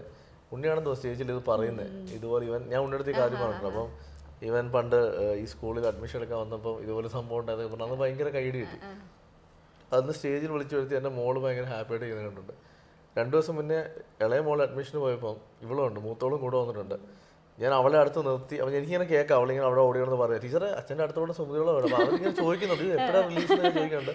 അപ്പോൾ ഫസ്റ്റ് ഷോയ്ക്ക് ഞങ്ങൾ സ്കൂളിൽ നിന്ന് എല്ലാവരും വരും, ഞാൻ നമുക്ക് ടിക്കറ്റൊക്കെ തരാമെന്നൊക്കെ പറഞ്ഞിരിക്കുകയാണ്. അപ്പോഴാണ് ഞാൻ ഈ അതേ ഫോം ഇതേപോലെ തന്നെ അവിടെ അച്ഛൻ്റെ ജോലിയുടെ സ്ഥാനത്ത് ഒക്യുപേഷൻ അവിടെ ഇങ്ങനെ ഞാനിങ്ങനെ എഴുതാൻ പോകുമ്പോൾ അപ്പം എൻ്റെ കണ്ണ് നിറഞ്ഞു. കാരണം ഞാൻ 4 വർഷം മുന്നേ അത് 5 വർഷം മുന്നേ അത് എഴുതാതിരിക്കുമ്പോൾ എനിക്കൊരു ഉത്തരവില്ലായിരുന്നു. പക്ഷേ എങ്കിലും ഞാൻ എഴുതി. ഇന്ന് എനിക്കൊരു ഉത്തരവുണ്ട്. അപ്പം ഞാൻ ഹാപ്പിയായിട്ട് നോക്കുമ്പോൾ എൻ്റെ മോളിങ്ങനെ ഓടിയോന്ന് എല്ലാവരോടും സിനിമയെ പറ്റി പറയുന്നു. അതൊരു മൊമെന്റ് ആയിരുന്നു. ശരിക്കും ഒരു മകൾക്ക് കിട്ടാവുന്ന ഏറ്റവും വലിയൊരു കാര്യം തന്നെയാണ്. എനിക്കതൊരു പേഴ്സണലി ഞാനൊരു പാരന്റ് ആയതുകൊണ്ട് എനിക്കത് ഭയങ്കരമായിട്ട് ഫീൽ ഇൻസ്പിറേഷനും കൂടിയിട്ടായിരുന്നു ആ ഒരു ഇതെന്ന് പറഞ്ഞു. ഒരുപാട് പേരത് പറഞ്ഞു. അതെ. പിന്നെ അതുപോലെ ഒരുപാട് യാത്രകൾ ചെയ്യുന്നതാണ്. എനിക്ക് മനസ്സിലായൊരു കാര്യം, എഴുത്ത് ശരിക്കും പറഞ്ഞാൽ ആ ഒരു എഴുത്തിലൂടെ നമ്മൾ ഒരു കാര്യങ്ങൾ നമ്മൾ പറയാന്ന് പറഞ്ഞാൽ വലിയൊരു കാര്യമാണ്. അത് നമ്മൾക്ക് അതായത് കേൾക്കുന്ന സമയത്ത് നമുക്കതൊരു ഭയങ്കര ഫീൽ ചെയ്യും. ഒരു യാത്രേനെ പറ്റിയിട്ട് എഴുതിയിട്ടുണ്ടായിരുന്നു. അപ്പോൾ യാത്രകളൊക്കെ ചെയ്യാറുണ്ടോ? യാത്രകൾ ഭയങ്കരമായിട്ട് ഞാൻ എൻജോയ് ചെയ്യുന്ന ആളെ. കാരണം യാത്രകളിൽ നിന്ന് ഒരുപാട് കഥകൾ കിട്ടും, പുതിയ പുതിയ ആളെ കാണാൻ പറ്റും, അവരുടെ അനുഭവങ്ങൾ അറിയാൻ പറ്റും. ഞാൻ ഇടയ്ക്കൊരു സമയത്ത് ഇതൊന്നും കുറച്ചായിരുന്നു. കാരണം നമ്മൾ തിരക്ക് കാരണമാണ്. ഇപ്പോൾ സിനിമകൾ ചെയ്യുന്നു, എഴുത്തുകൾ, മീറ്റിങ്സ് നടക്കുന്നു. പിന്നെ എനിക്ക് മാറി ഇപ്പോൾ അച്ഛന് ഇടയ്ക്കൊരു അറ്റാക്ക് വന്നിരുന്നു. അപ്പോൾ അച്ഛന് വയ്യാതായ സമയത്ത് എനിക്ക് മാറിയിരിക്കാൻ പറ്റില്ല. ഇപ്പം ഞാൻ വീണ്ടും സ്റ്റാർട്ട് ചെയ്യുക യാത്രകൾ. അതിന് എനിക്ക് 2 ദിവസം മുന്നേ ഇപ്പോൾ ഇന്നലെ ഒരു പോസ്റ്റ് ഇട്ടിട്ടുണ്ടായിരുന്നു ഹരിദ്വാറിലെ സംഭവം. എൻ്റെ ലൈഫ് മാറ്റി വെച്ചൊരു യാത്ര ചെയ്യുന്നത് ഹരിദ്വാറിലേക്കുള്ള യാത്ര. ഞാനത് വീണ്ടും എവിടെ നിർത്തി അവിടെ ഞാൻ വീണ്ടും തുടങ്ങാൻ പോവാം. അപ്പോൾ ഈ യാത്ര എന്ന് വെച്ച് കഴിയുമ്പോൾ നമ്മൾ മെൻ്റലി ഭയങ്കര ഫിറ്റാവും, മൈൻഡ് ഓക്കെ ആവും, ഒരു സ്പിരിച്വൽ ലൈനിലേക്ക് എത്തും. എനിക്ക് ഭയങ്കര ഇഷ്ടമാണ്. ഓൾവേസ് ഞാൻ സ്പിരിച്വൽ ലൈനിൽ ജീവിക്കുന്ന ഒരു മനുഷ്യനാണ്. എനിക്ക് അമ്പലങ്ങളായാലും ഇതൊക്കെ ഭയങ്കര ഇഷ്ടമാണ്. അപ്പോൾ എൻ്റെ യാത്രകൾ ഞാൻ എപ്പോഴും ഇൻവോൾവ് ചെയ്യാറുണ്ട്. ഇനിയൊരു യാത്ര വീണ്ടും നോർത്ത് ഇന്ത്യയിലേക്ക്, അവിടുത്തെ ഗ്രാമങ്ങളിലേക്ക് ഒരു യാത്ര. ഞാൻ എപ്പോഴും പറയും, സിനിമ സംസാരിക്കാൻ ഇഷ്ടമുള്ളവർക്കും സിനിമയെ സ്നേഹിക്കുന്നവർക്കും എന്നോട് വരാം, ഒരു കുഴപ്പമില്ല, ആരുമുള്ള എന്നോട് വന്നു. പക്ഷെ ആ യാത്രയിൽ സിനിമ മാത്രമായിരിക്കണം സംസാരം, അല്ലാതെ അതൊരു പിക്നിക്കോ ടൂർ പോലെ എന്നോട് വരലെന്ന് പറയും. അല്ല ശരിക്കും പറഞ്ഞു കഴിഞ്ഞാൽ ഇപ്പം ശ്രീനിവാസൻ സാറൊക്കെ പറയുന്നത് കേട്ടിട്ടുണ്ട്, ഇതുപോലെ അനുഭവങ്ങളിൽ നിന്നും കുറേ. ഇപ്പം ഞാൻ പറയാം, ഇപ്പം അടുത്തിറങ്ങിയിട്ടുണ്ടായിരുന്ന ഇപ്പം സിനിമയിലും അതിൽ മമ്മൂട്ടി ചേട്ടൻ്റെ കാര്യം പറയുന്നുണ്ടല്ലോ, ഇതൊക്കെ ഓരോ യാത്രകളിലോ അല്ലെങ്കിൽ അവർ നോട്ട് ചെയ്ത് വെക്കും, പിന്നീട് അതൊരു കഥയായിട്ട് ഒരു സിനിമയിൽ വരുമ്പോഴത് പല അനുഭവങ്ങൾ പറയുന്നുണ്ട്. ശ്രീനിവാസന്റെ ബ്രദറിലോ എം മോഹനയുടെ പടമാണ് അടുത്ത് ചെയ്യാൻ പോകുന്നത്. ഒരു ജാതകത്തിന്റെ കഥ പറയുമ്പോൾ അരവിന്ദ ഡയറക്ടർ. അപ്പോൾ എനിക്ക് വളരെ ഇഷ്ടമുള്ള ഡയറക്ടറാണ്. അപ്പോൾ അദ്ദേഹത്തിന് വളരെ അടുത്ത് ചെയ്യുന്നത്. അപ്പോൾ അദ്ദേഹം ഇങ്ങനെ ഓരോ കഥകൾ പറയും, ശ്രീനിയേട്ടൻ്റെ കഥകൾ. നോൺ സ്റ്റോപ്പ് കോമഡിയാണ് ഇവരുടെ കുടുംബം തന്നെ. അതായത് ഈ മോഹനേട്ടനാണെങ്കിലും, ഞാനിപ്പോൾ മോഹനേട്ടൻ എൻ്റെ കൂടെ ഇങ്ങനെ കൊണ്ടു നടക്കുന്നത് വെച്ചാൽ മോഹനേട്ടനോട് ഇരുന്ന് കഴിഞ്ഞാൽ ലോകത്ത് വേറെ ഒന്നും നമ്മൾ ചിന്തിക്കത്തില്ല. വേറെ ഭയങ്കര രസമാണ്. അല്ല, അവരുടെ 3 പേരുടെ കൂടി ഒരു ഇന്റർവ്യൂ അപ്പൊ ധ്യാനും നല്ല കമ്പനി. അപ്പൊ ധ്യാനും കൂടും. അപ്പൊ ഞാനും മോഹനേട്ടനും ഒക്കെ കൊണ്ടിരിക്കുമ്പോൾ നമ്മൾ പിടിച്ചിരിക്കാൻ പാടാ ഇവരുടെ മുന്നിൽ. അപ്പൊ ഞാൻ പറയും, ധ്യാനം അളിയ നീയുള്ള പരിപാടിക്ക് ഞാൻ വരില്ല, നീയുള്ള സ്ഥലത്ത് വന്ന പ്രശ്നം വെച്ചാൽ നീ സ്കോർ ചെയ്തിട്ട് പോകും, നമ്മൾ വിട്ടു. അപ്പം പക്ഷെ ആ സംസാരങ്ങളിൽ നിന്നൊക്കെ എനിക്ക് കിട്ടുന്ന കുറെ കഥകളുണ്ട്. അപ്പൊ ആ കഥകള് പിന്നെ സിനിമയാക്കും. അല്ല ശരിക്കും പറഞ്ഞാൽ ആ കഥകളൊക്കെ കേൾക്കുന്ന സമയത്ത് നമ്മളൊരു പിറകിലോട്ട് ഇങ്ങോട്ട് പോവുകയാണ്. നമ്മുടെ ആ ഒരു നൊസ്റ്റാൾജിക് ഫീൽ ഭയങ്കരമായിട്ട് സിനിമകളിൽ വരണം. അതായത് എപ്പോഴും നമ്മൾ എല്ലാ സിനിമകളും ഇറങ്ങുന്നുണ്ട്, പക്ഷെ ഇങ്ങനത്തെ കുറെ കഥകൾ വരുമ്പോൾ എനിക്കൊരു ഞാൻ ഈ മോളുടെ സ്കൂളിലെ ഇൻസിഡന്റ് എൻ്റെ ഒരു ഡയറക്ടർ വിളിച്ചിട്ട് ആ ഇൻസിഡന്റ് നമുക്ക് സിനിമയാക്കല്ലോ ചോദിച്ചു. ഞാൻ പറഞ്ഞു ഞാനെന്തായാലും എഴുതുന്നില്ല, നിങ്ങൾ ചെയ്തോളാൻ പറഞ്ഞു. കാരണം ഞാൻ ഒന്നാമത്തെ കാര്യം, ഞാൻ എൻ്റെ സിനിമകളൊക്കെ ഹൈ ഇമോഷൻസ് ആണ് ഇമ്പോർട്ടൻസ് കൊടുക്കുന്നത്. ചീത്തപ്പറ്റി എനിക്കുണ്ട്, എൻ്റെ കരയിപ്പിക്കുന്ന എഴുത്താരെന്ന്. അപ്പം ഞാൻ അതിൽ നിന്നൊന്നും മാറ്റി പിടിച്ചാണ് സുമതി ചെയ്തേക്കുന്നത്. കാരണം ചിരിപ്പിക്കാൻ വേണ്ടി ശ്രമിച്ചിരിക്കുന്നത്. ചിരിയും പേടിയും ആണ്. അതിലും ഒരു 15 മിനിറ്റ് ഇമോഷനുണ്ട്.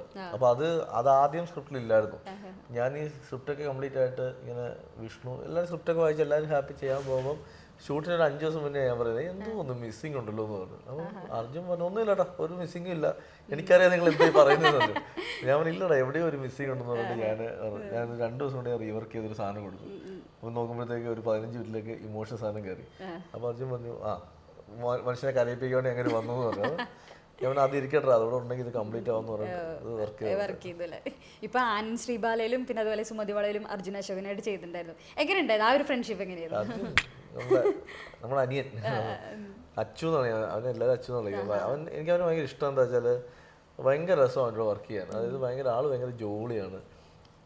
ഈ പറയുന്ന ഒരു പ്രശ്നം ആസ് എൻ ആർട്ടിസ്റ്റ് അവൻ്റെ സൈഡിൽ നമുക്ക് ഒരു ദിവസം പോലും ഷൂട്ടിനോട് വരായിരിക്കുമോ, അല്ലെങ്കിൽ ഒരു ഓളമാണ് അവൻ ലൊക്കേഷൻ ഉണ്ടെങ്കിൽ ഇങ്ങനെ ഓടി നടന്ന് എല്ലാം. പിന്നെ ആസ് എ പെർഫോമർ എനിക്ക് അവനെ ഭയങ്കര ഇഷ്ടം. നമ്മുടെ കൊടുക്കുന്ന കഥാപാത്രത്തെ അവൻ വളരെ നീറ്റായിട്ട് ചെയ്തു തരും. അർജുൻ മാത്രമല്ല, ആ സിനിമയിൽ ബാലു ആയാലും ശ്രാവണായെങ്കിലും ഇവനെ സഹിച്ചാണ് കഴിഞ്ഞ 3 പടത്തിലുള്ള ആളാണ്. രക്ഷയില്ല. ഇപ്പൊ ഞാൻ അഭിലാഷം മൂവിയുടെ ഇന്റർവ്യൂ ചെയ്തായിരുന്നു. അപ്പൊ അതില് ശരിക്കും പറഞ്ഞു കഴിഞ്ഞാൽ എന്തൊരു പെർഫോമൻസ് ശരിക്കും. അഭിലാഷം പുള്ളി പറഞ്ഞത് എനിക്ക് വേണ്ടി പുള്ളി ഇട്ട പേരാണ്. എന്നുള്ള സ്നേഹം കൊണ്ടില്ല, മാളിയപ്പുറം നന്നേണ്ടി നിന്നുള്ള സ്നേഹം കൊണ്ട് ഞാൻ ഒരു സിനിമ ചെയ്തു. അതെ, ശരിക്കും ആ ലുക്കൊക്കെ അടിപൊളിയായിരുന്നു ശരിക്കും പറഞ്ഞു കഴിഞ്ഞാൽ. പിന്നെ അർജുൻ അശോകന്റെ കാര്യം പറയാൻ തന്നെ ഇപ്പൊ എല്ലാവരും ഇപ്പോൾ കുറേ ആർട്ടിസ്റ്റുകൾ വരുന്നുണ്ട്. ഇപ്പോൾ അച്ഛൻ മൂവിയിലുള്ള ആൾ, ഇപ്പോൾ ഹരീഷ് അശോകൻ സാറായാലും മമ്മൂക്കയായാലും. പക്ഷെ അതിനപ്പുറം വേറൊരു പെർഫോമൻസ് കൊടുക്കുക എന്ന് പറഞ്ഞാൽ വലിയൊരു കാര്യമല്ലേ. ഇപ്പോൾ അർജുൻ അശോകൻ ആ ഒരു ഇതിലല്ലാതെ ഒരു സെപ്പറേറ്റ് ആയിട്ട് ഒരു പെർഫോമൻസ് ചെയ്യാന്ന് പറഞ്ഞു കഴിഞ്ഞാൽ ഒരു അല്ലേ ശരിക്കും പറഞ്ഞു കഴിഞ്ഞാൽ. അച്ഛന്മാരുടെ ആക്ച്വലി ഇവരുടെ ഒക്കെ ഒരു മെയിൻ പ്രശ്നം എന്താ വെച്ചാൽ അച്ഛന്മാരുടെ പേര് ഇവർക്ക് ശരിക്കും ഒരു ബാധ്യത. ഇപ്പൊ എൻ്റെ ഈ പടത്തില് 8ഓളം മെയിൻ ആളുകളുടെ മക്കള് വർക്ക് ചെയ്തിട്ടുണ്ട് ഈ സുമതി വളവില്. അതായത് അശോകട്ടന്റെ മോൻ അർജുൻ ചെയ്തിട്ടുണ്ട്, ഗോകുൽ സുരേഷ് ഗോപി ചെയ്തിട്ടുണ്ട്, ശ്രാവൺ മുകേഷയുടെ മോൻ ചെയ്തിട്ടുണ്ട്, പിന്നെ നമ്മുടെ സിദ്ധാർത്ഥ് ഭരതൻ മോൻ ചെയ്തിട്ടുണ്ട്, ശ്രീധരവിച്ചേടൻ ചെയ്തിട്ടുണ്ട്, പിന്നെ ഡയറക്ടർ വിഷ്ണു സംവിധായകന്റെ മകനാണ്, ഗിരീഷ് പത്തഞ്ചേരി സാറിന്റെ മകൻ മ്യൂസിക് ലിറിക്സ് എഴുതിയിട്ടുണ്ട്, MG രാധാകൃഷ്ണൻ സാറിന്റെ മകൻ രാജാകൃഷ്ണൻ ചേട്ടനാണ് സൗണ്ട് മിക്സിങ് ചെയ്തത്. അപ്പം 8ഓളം മെയിൻ ലെജൻസിന്റെ മക്കൾ ഇതിൽ ചെയ്തിട്ടുണ്ട്. അപ്പം ഇവരൊക്കെ വരുമ്പോൾ നമ്മൾ വെറുതെ അച്ഛനെ യുദ്ധപ്പേരുണ്ടാക്കിയെന്ന് പറയും. ഞാനും ബാലുവാണ് ഏറ്റവും കൂടുതൽ കളിയാക്കുന്നത്. അപ്പൊ ഞാൻ മറ്റേ പറയാം എൻ്റെ അച്ഛൻ സിനിമയായിട്ടൊന്നും ഒരു ബന്ധമില്ല, അതുകൊണ്ട് കുഴപ്പമില്ല, ഇവരെ കളിയാക്കും. പക്ഷെ ഇവര് സത്യം പറഞ്ഞാൽ ഇവര് അച്ഛന്മാരുടെ ഒരു മാൻഡസം കാണിക്കാൻ ഒന്നും അവർ ശ്രമിക്കാറില്ല. അത് വേറെ തന്നെ. എനിക്ക് ആകെ ഇതിനകത്ത് മറ്റു മാൻഡസം വർക്കൗട്ട് ഫീൽ ചെയ്യുന്ന ഇപ്പൊ TG രവിച്ചേണ്ട അതേ സാധനം വോയിസ് ആണ് അത് മാത്രമേ ഉള്ളൂ. രേഖാചിത്രത്തിലൊക്കെ കറക്റ്റ് ആയിട്ട് ആ പുള്ളി വന്നിരിക്കുന്ന പോലെയാണ് ശരിക്കും തോന്നിയത്. അപ്പൊ ശരിക്കും അത് ഇത്രയും പേരുടെ ഒരു ഇതാണല്ലേ ശരിക്കും സിനിമ. പേരുണ്ട്. പിന്നെ സൈജു കുറുപ്പുണ്ട്, നമ്മുടെ പിന്നെ പണിയിലൊക്കെ ചെയ്ത ബോബിച്ചേട്ടൻ, മറ്റേ ദേവി എന്നുള്ള ക്യാരക്ടർ ബോബിച്ചേട്ടനുണ്ട്. കുറെ ആർട്ടിസ്റ്റ് 7ഓളം നായികമാരുണ്ട് സിനിമയില്. അപ്പം പിന്നെ മാളികപ്പുറത്തിലെ ദേവനന്ദി ഉണ്ട്, ശ്രീപത്തുണ്ട്, പിന്നെ കുറച്ച് സർപ്രൈസ് ആയിട്ട് കുറച്ച് സസ്പെൻസ് ക്യാരക്ടേഴ്സ് ഉണ്ട്. അതെ, പക്ഷെ എനിക്ക് ഏറ്റവും ഇഷ്ടപ്പെട്ട സിനിമയുടെ കടാവർ ഞാൻ കുറച്ച് നാൾ മുന്നേ കണ്ട ഒരു സിനിമയാണ്. എനിക്ക് ഭയങ്കരമായിട്ട് ഇഷ്ടപ്പെട്ടതാണ്. ഇപ്പോൾ ഇതുപോലെ ഈ റിയൽ ലൈഫ് സ്റ്റോറീസ് ചെയ്യുമ്പോൾ എന്തെങ്കിലുമൊക്കെ ഇപ്പോൾ ഇപ്പം പറഞ്ഞിരുന്നു ആനന്ദ് ശ്രീബാല ചെയ്ത സമയത്ത് അവരൊക്കെ വന്നിട്ട് ഭയങ്കരമായിട്ട് റെസ്പോണ്ട് ചെയ്തു എന്നൊക്കെ പറഞ്ഞിരുന്നു.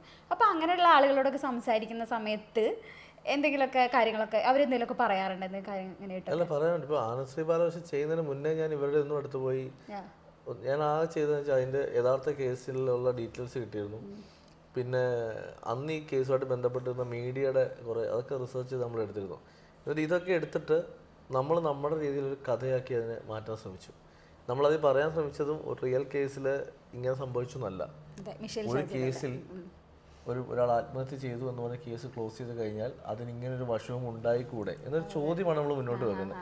അല്ലെങ്കിൽ ഒരു സംഭവത്തെ മാനിപ്പുലേറ്റ് ചെയ്യാൻ ഇങ്ങനെ ചെയ്യാൻ പറ്റില്ലേ എന്നൊരു സംഭവമാണ് മുന്നോട്ട് വെച്ചത്. പക്ഷെ അത് ആ ഫാമിലി കാണുകയും അവർ നമ്മുടെ അടുത്ത് ഇമോഷണലി വരികയും എന്നെ വന്ന് ആ പെൺകുട്ടിയുടെ അച്ഛൻ വന്ന് ഭയങ്കര ഹഗ് ചെയ്തിട്ടാണ് പറയുന്നത് ഞങ്ങളുടെ മോളുടെ കഥയാണെന്ന് പറയുന്നത്. ഇതേപോലെ തന്നെ അപ്പുറത്ത് കേരള പോലീസിനോടും ഒരു ചോദ്യം എന്ന് വെച്ചാൽ ഇങ്ങനൊരു സംഭവം നടന്നാൽ അത് പോലീസിനെയും മാനിപ്പുലേറ്റ് ചെയ്യാൻ ശ്രമിച്ചാൽ സക്സസ് ആവില്ലെന്ന് ചോദിക്കുന്ന ചോദ്യം ഉണ്ടായിരുന്നു. ഇതിൻ്റെയൊക്കെ അപ്പുറത്തേക്ക് ഞാൻ ആ സിനിമയെ കൺസീവ് ചെയ്യുന്നത് എന്താ വെച്ചാൽ നമ്മുടെ ചുറ്റും ഇങ്ങനെയൊക്കെ സംഭവിക്കുന്നുണ്ടെന്ന് ആളുകൾ അറിയണം, അത്രേ ഉള്ളൂ. അതിനപ്പുറത്തേക്ക് ഒരു കാര്യം ഇല്ല. അതായത് അതിനൊരു നീതി കിട്ടാനും കാര്യങ്ങൾക്കൊക്കെ ഇത്ര ഒരു സിനിമ ഉണ്ടാവാന്ന് പറഞ്ഞ വലിയൊരു കാര്യം തന്നെയാണ് ശരിക്കും. ആ സിനിമയിൽ എന്നെ ഹുക്ക് ചെയ്തേക്കുന്ന പോയിന്റ് അതൊരു ഇൻവെസ്റ്റിഗേഷനേക്കാൾ ഉപരി അതൊരു അമ്മ മകൻ ഇമോഷൻ സിനിമയാണ്. ഒരു മരിച്ചുപോയ ഒരു അമ്മയും മകനും തമ്മിലുള്ള റിലേഷൻഷിപ്പ്, ഇന്നും അമ്മ മരിച്ചിട്ടില്ല എൻ്റെ കൂടെ ഉണ്ടെന്ന് വിശ്വസിക്കുന്ന ഒരു മകൻ, ഇതാണ് എൻ്റെ ഹൈലൈറ്റ്. അതൊരു പക്ഷേ എനിക്ക് തോന്നുന്നു ഇന്നത്തെ ജനറേഷനിലെ ഈ സിനിമ മാറിയ സമയത്ത് ഈ ബന്ധങ്ങളുടെ വരെയുള്ള സിനിമകൾക്ക് അത്ര പ്രയോറിറ്റി ആരും കൊടുക്കാറില്ല. അപ്പോൾ അങ്ങനെ അപ്പോൾ കുറേ ആളുകൾക്ക് അത് ഈ അമ്മയും മോൻ്റെയും ട്രാക്ക് വേണമായിരുന്നു എന്ന് ചോദിക്കുന്നു. പക്ഷെ എന്നെ സംബന്ധിച്ച് ആ സിനിമ ഞാൻ എഴുതാനും ചെയ്യാനും തീരുമാനിച്ച ഒരേ റീസൺ അതാ. അത് എനിക്കൊന്ന് ഇവിടത്തേക്കൊക്കെ ഉള്ള തമിഴ്നാട്ടിൽ ആമസോണിൽ ഇറങ്ങിയ ശേഷം തമിഴ്നാട്ടിൽ ഒരുപാട് പേരുണ്ട് എന്നെ വിളിച്ചിട്ട് അതിൻ്റെ റീമേക്ക് ഇപ്പം സംസാരിച്ചുകൊണ്ടിരിക്കുക, റീമേക്ക് ചെയ്യാൻ വേണ്ടി. അപ്പോൾ അവരെന്നെ വിളിച്ചിട്ട് പറഞ്ഞു സാറേ ഇത് അമ്മ മകൻ റിലേഷൻ എത്ര ഭംഗിയായിട്ടാണ് എക്സിക്യൂട്ട് ചെയ്തേക്കുന്നത്. ഞാൻ പറഞ്ഞു അതാണ് ആ സിനിമയുടെ ഹുക്ക് പോയിന്റ്. ഇൻവെസ്റ്റിഗേഷനും കഥയൊക്കെ അത് നമ്മൾ ഒരുപാട് കണ്ടിട്ടുള്ള നമ്മൾ എത്രയോ ഇൻവെസ്റ്റിഗേഷൻ സിനിമകൾ നമ്മൾ ഇതേപോലെ അത് ഇൻവെസ്റ്റിഗേഷൻ സിനിമകൾക്ക് ഇനി പുതിയ തരമൊന്നും കൊടുക്കാനില്ല. കാരണം നമ്മളതിൻ്റെ എക്സ്ട്രീം ലെവൽ സിനിമകൾ കണ്ടു കഴിഞ്ഞു. അപ്പോൾ നമ്മളിനി എങ്ങനെ വ്യത്യസ്തമാക്കാമെന്ന് മാത്രമേ ഉള്ളൂ. അപ്പോൾ അതായിരുന്നു അതിനകത്ത് ഇങ്ങനെ ഒരു അമ്മ മകൻ റിലേഷൻഷിപ്പ് കൊടുത്തത്. അപ്പം എന്നെ സംബന്ധിച്ച് എനിക്ക് ഒരുപാട് സാറ്റിസ്ഫാക്ഷൻ തന്ന തിരക്കഥയിൽ ഒന്നാണ്. അല്ല ശരിക്കും ഇപ്പൊ അമ്മ മകൻ ബന്ധെന്ന് പറഞ്ഞല്ലോ, അതുപോലെ ഇപ്പൊ പറയുന്നുണ്ടായിരുന്നു മാർക്കോ ഇറങ്ങിയ സമയത്ത് ആളുകൾ ആ നെഗറ്റീവ് വശം മാത്രമാണ് എടുക്കുന്നത്. അതിലെത്രയോ ഒരു കുടുംബത്തെ എത്രയും സുരക്ഷിതമായി നോക്കുന്ന ഒരാളുടെയും കൂടി ഒരു കഥ അതിൽ കാണിക്കുന്നുണ്ട്. പക്ഷെ ആളുകൾ ആ ഒരു വശം മാത്രമാണ് കാണുന്നത്. മാർക്കോയിൽ അവർ തുടക്കം തന്നെ വയലൻസ് ആണ് ആ പടം എന്ന് പറഞ്ഞിരുന്നു. വയലൻസ് ഇഷ്ടപ്പെടുന്നവർക്ക്, അങ്ങനത്തെ സിനിമയാണ് ഇഷ്ടപ്പെടുന്നവർ വന്നോളൂ എന്നാണ് അവർ പറഞ്ഞത്. അവർ ഒളിച്ചു വെച്ചല്ലോ. മാർക്കോയുടെ ടീസർ തൊട്ട് അല്ലെങ്കിൽ ഫസ്റ്റ് ലുക്ക് മുതൽ നമുക്ക് അറിയാലോ ഇതാണ് സിനിമ എന്നുള്ളത്. ഭക്തകുചല പ്രതീക്ഷ ആരും മാർക്കോ ആണ് തിയേറ്ററിൽ ചെല്ലാൻ പറ്റുന്നത്. അപ്പൊ മാർക്കോ അതാണ് എല്ലാവരും പറഞ്ഞ് അവർ ചെയ്തിരിക്കുന്നത്. അപ്പൊ അതിൽ തെറ്റില്ലല്ലോ. അവർ പറഞ്ഞു അത് ഇതാന്നുള്ളത്, എ സർട്ടിഫിക്കറ്റ് ആണ് പടത്തിന് കിട്ടിയത്. ഇതെല്ലാം നമുക്കറിയാം വയലൻസ് ഉണ്ടെന്നുള്ളത്. പിന്നെ വയലൻസിന് അവിടെ ചെന്നിട്ട് അളന്നിട്ട് കാര്യമില്ല. ഇത്ര വയലൻസിന് എന്ത് അളവാണ്? വയലൻസ് ആണ് വയലൻസ്. അവരെന്റെ ബ്രൂട്ടൽ എക്സ്ട്രീം ലെവൽ സിനിമ പറഞ്ഞു.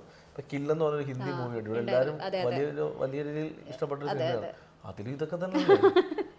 പക്ഷെ മാർക്കോയെ സംബന്ധിച്ച് അത് അവരൊരു കഥയ്ക്കുള്ളിൽ നിന്നുകൊണ്ടെല്ലാം പറയാൻ ശ്രമിച്ചു. പക്ഷേ ഉണ്ണിച്ചേട്ടൻ്റെ ശരിക്കും പറഞ്ഞു കഴിഞ്ഞാൽ കരിയറിൽ ഏറ്റവും ബെസ്റ്റ് എന്ന് വേണമെങ്കിൽ പറയാം. ശരിക്കും മാളികപ്പുറത്തിന് ശേഷം ശരിക്കും പറഞ്ഞു കഴിഞ്ഞാൽ അതിലൊരു വ്യത്യാസം എന്താ വെച്ചാൽ, ഇപ്പൊ ഈ ഉണ്ണിയെ മാളികപ്പുറം കണ്ട് മനസ്സിൽ മറ്റൊരു രൂപം വെച്ചിരിക്കുന്ന അമ്മൂമ്മമാരൊക്കെ മാർക്ക് കാണാൻ പോകുന്നെങ്കിൽ അവർ ഞെട്ടിപ്പോയത്. പക്ഷെ ഇന്നത്തെ യൂത്തിനെ സംബന്ധിച്ച് മാർക്കോ ആയിരിക്കും അവർക്ക് കുറച്ചുകൂടെ വർക്ക് അയക്കുന്നത്. അപ്പൊ അത് അതിന്റെ ഡിഫറൻസ് അതാണ്.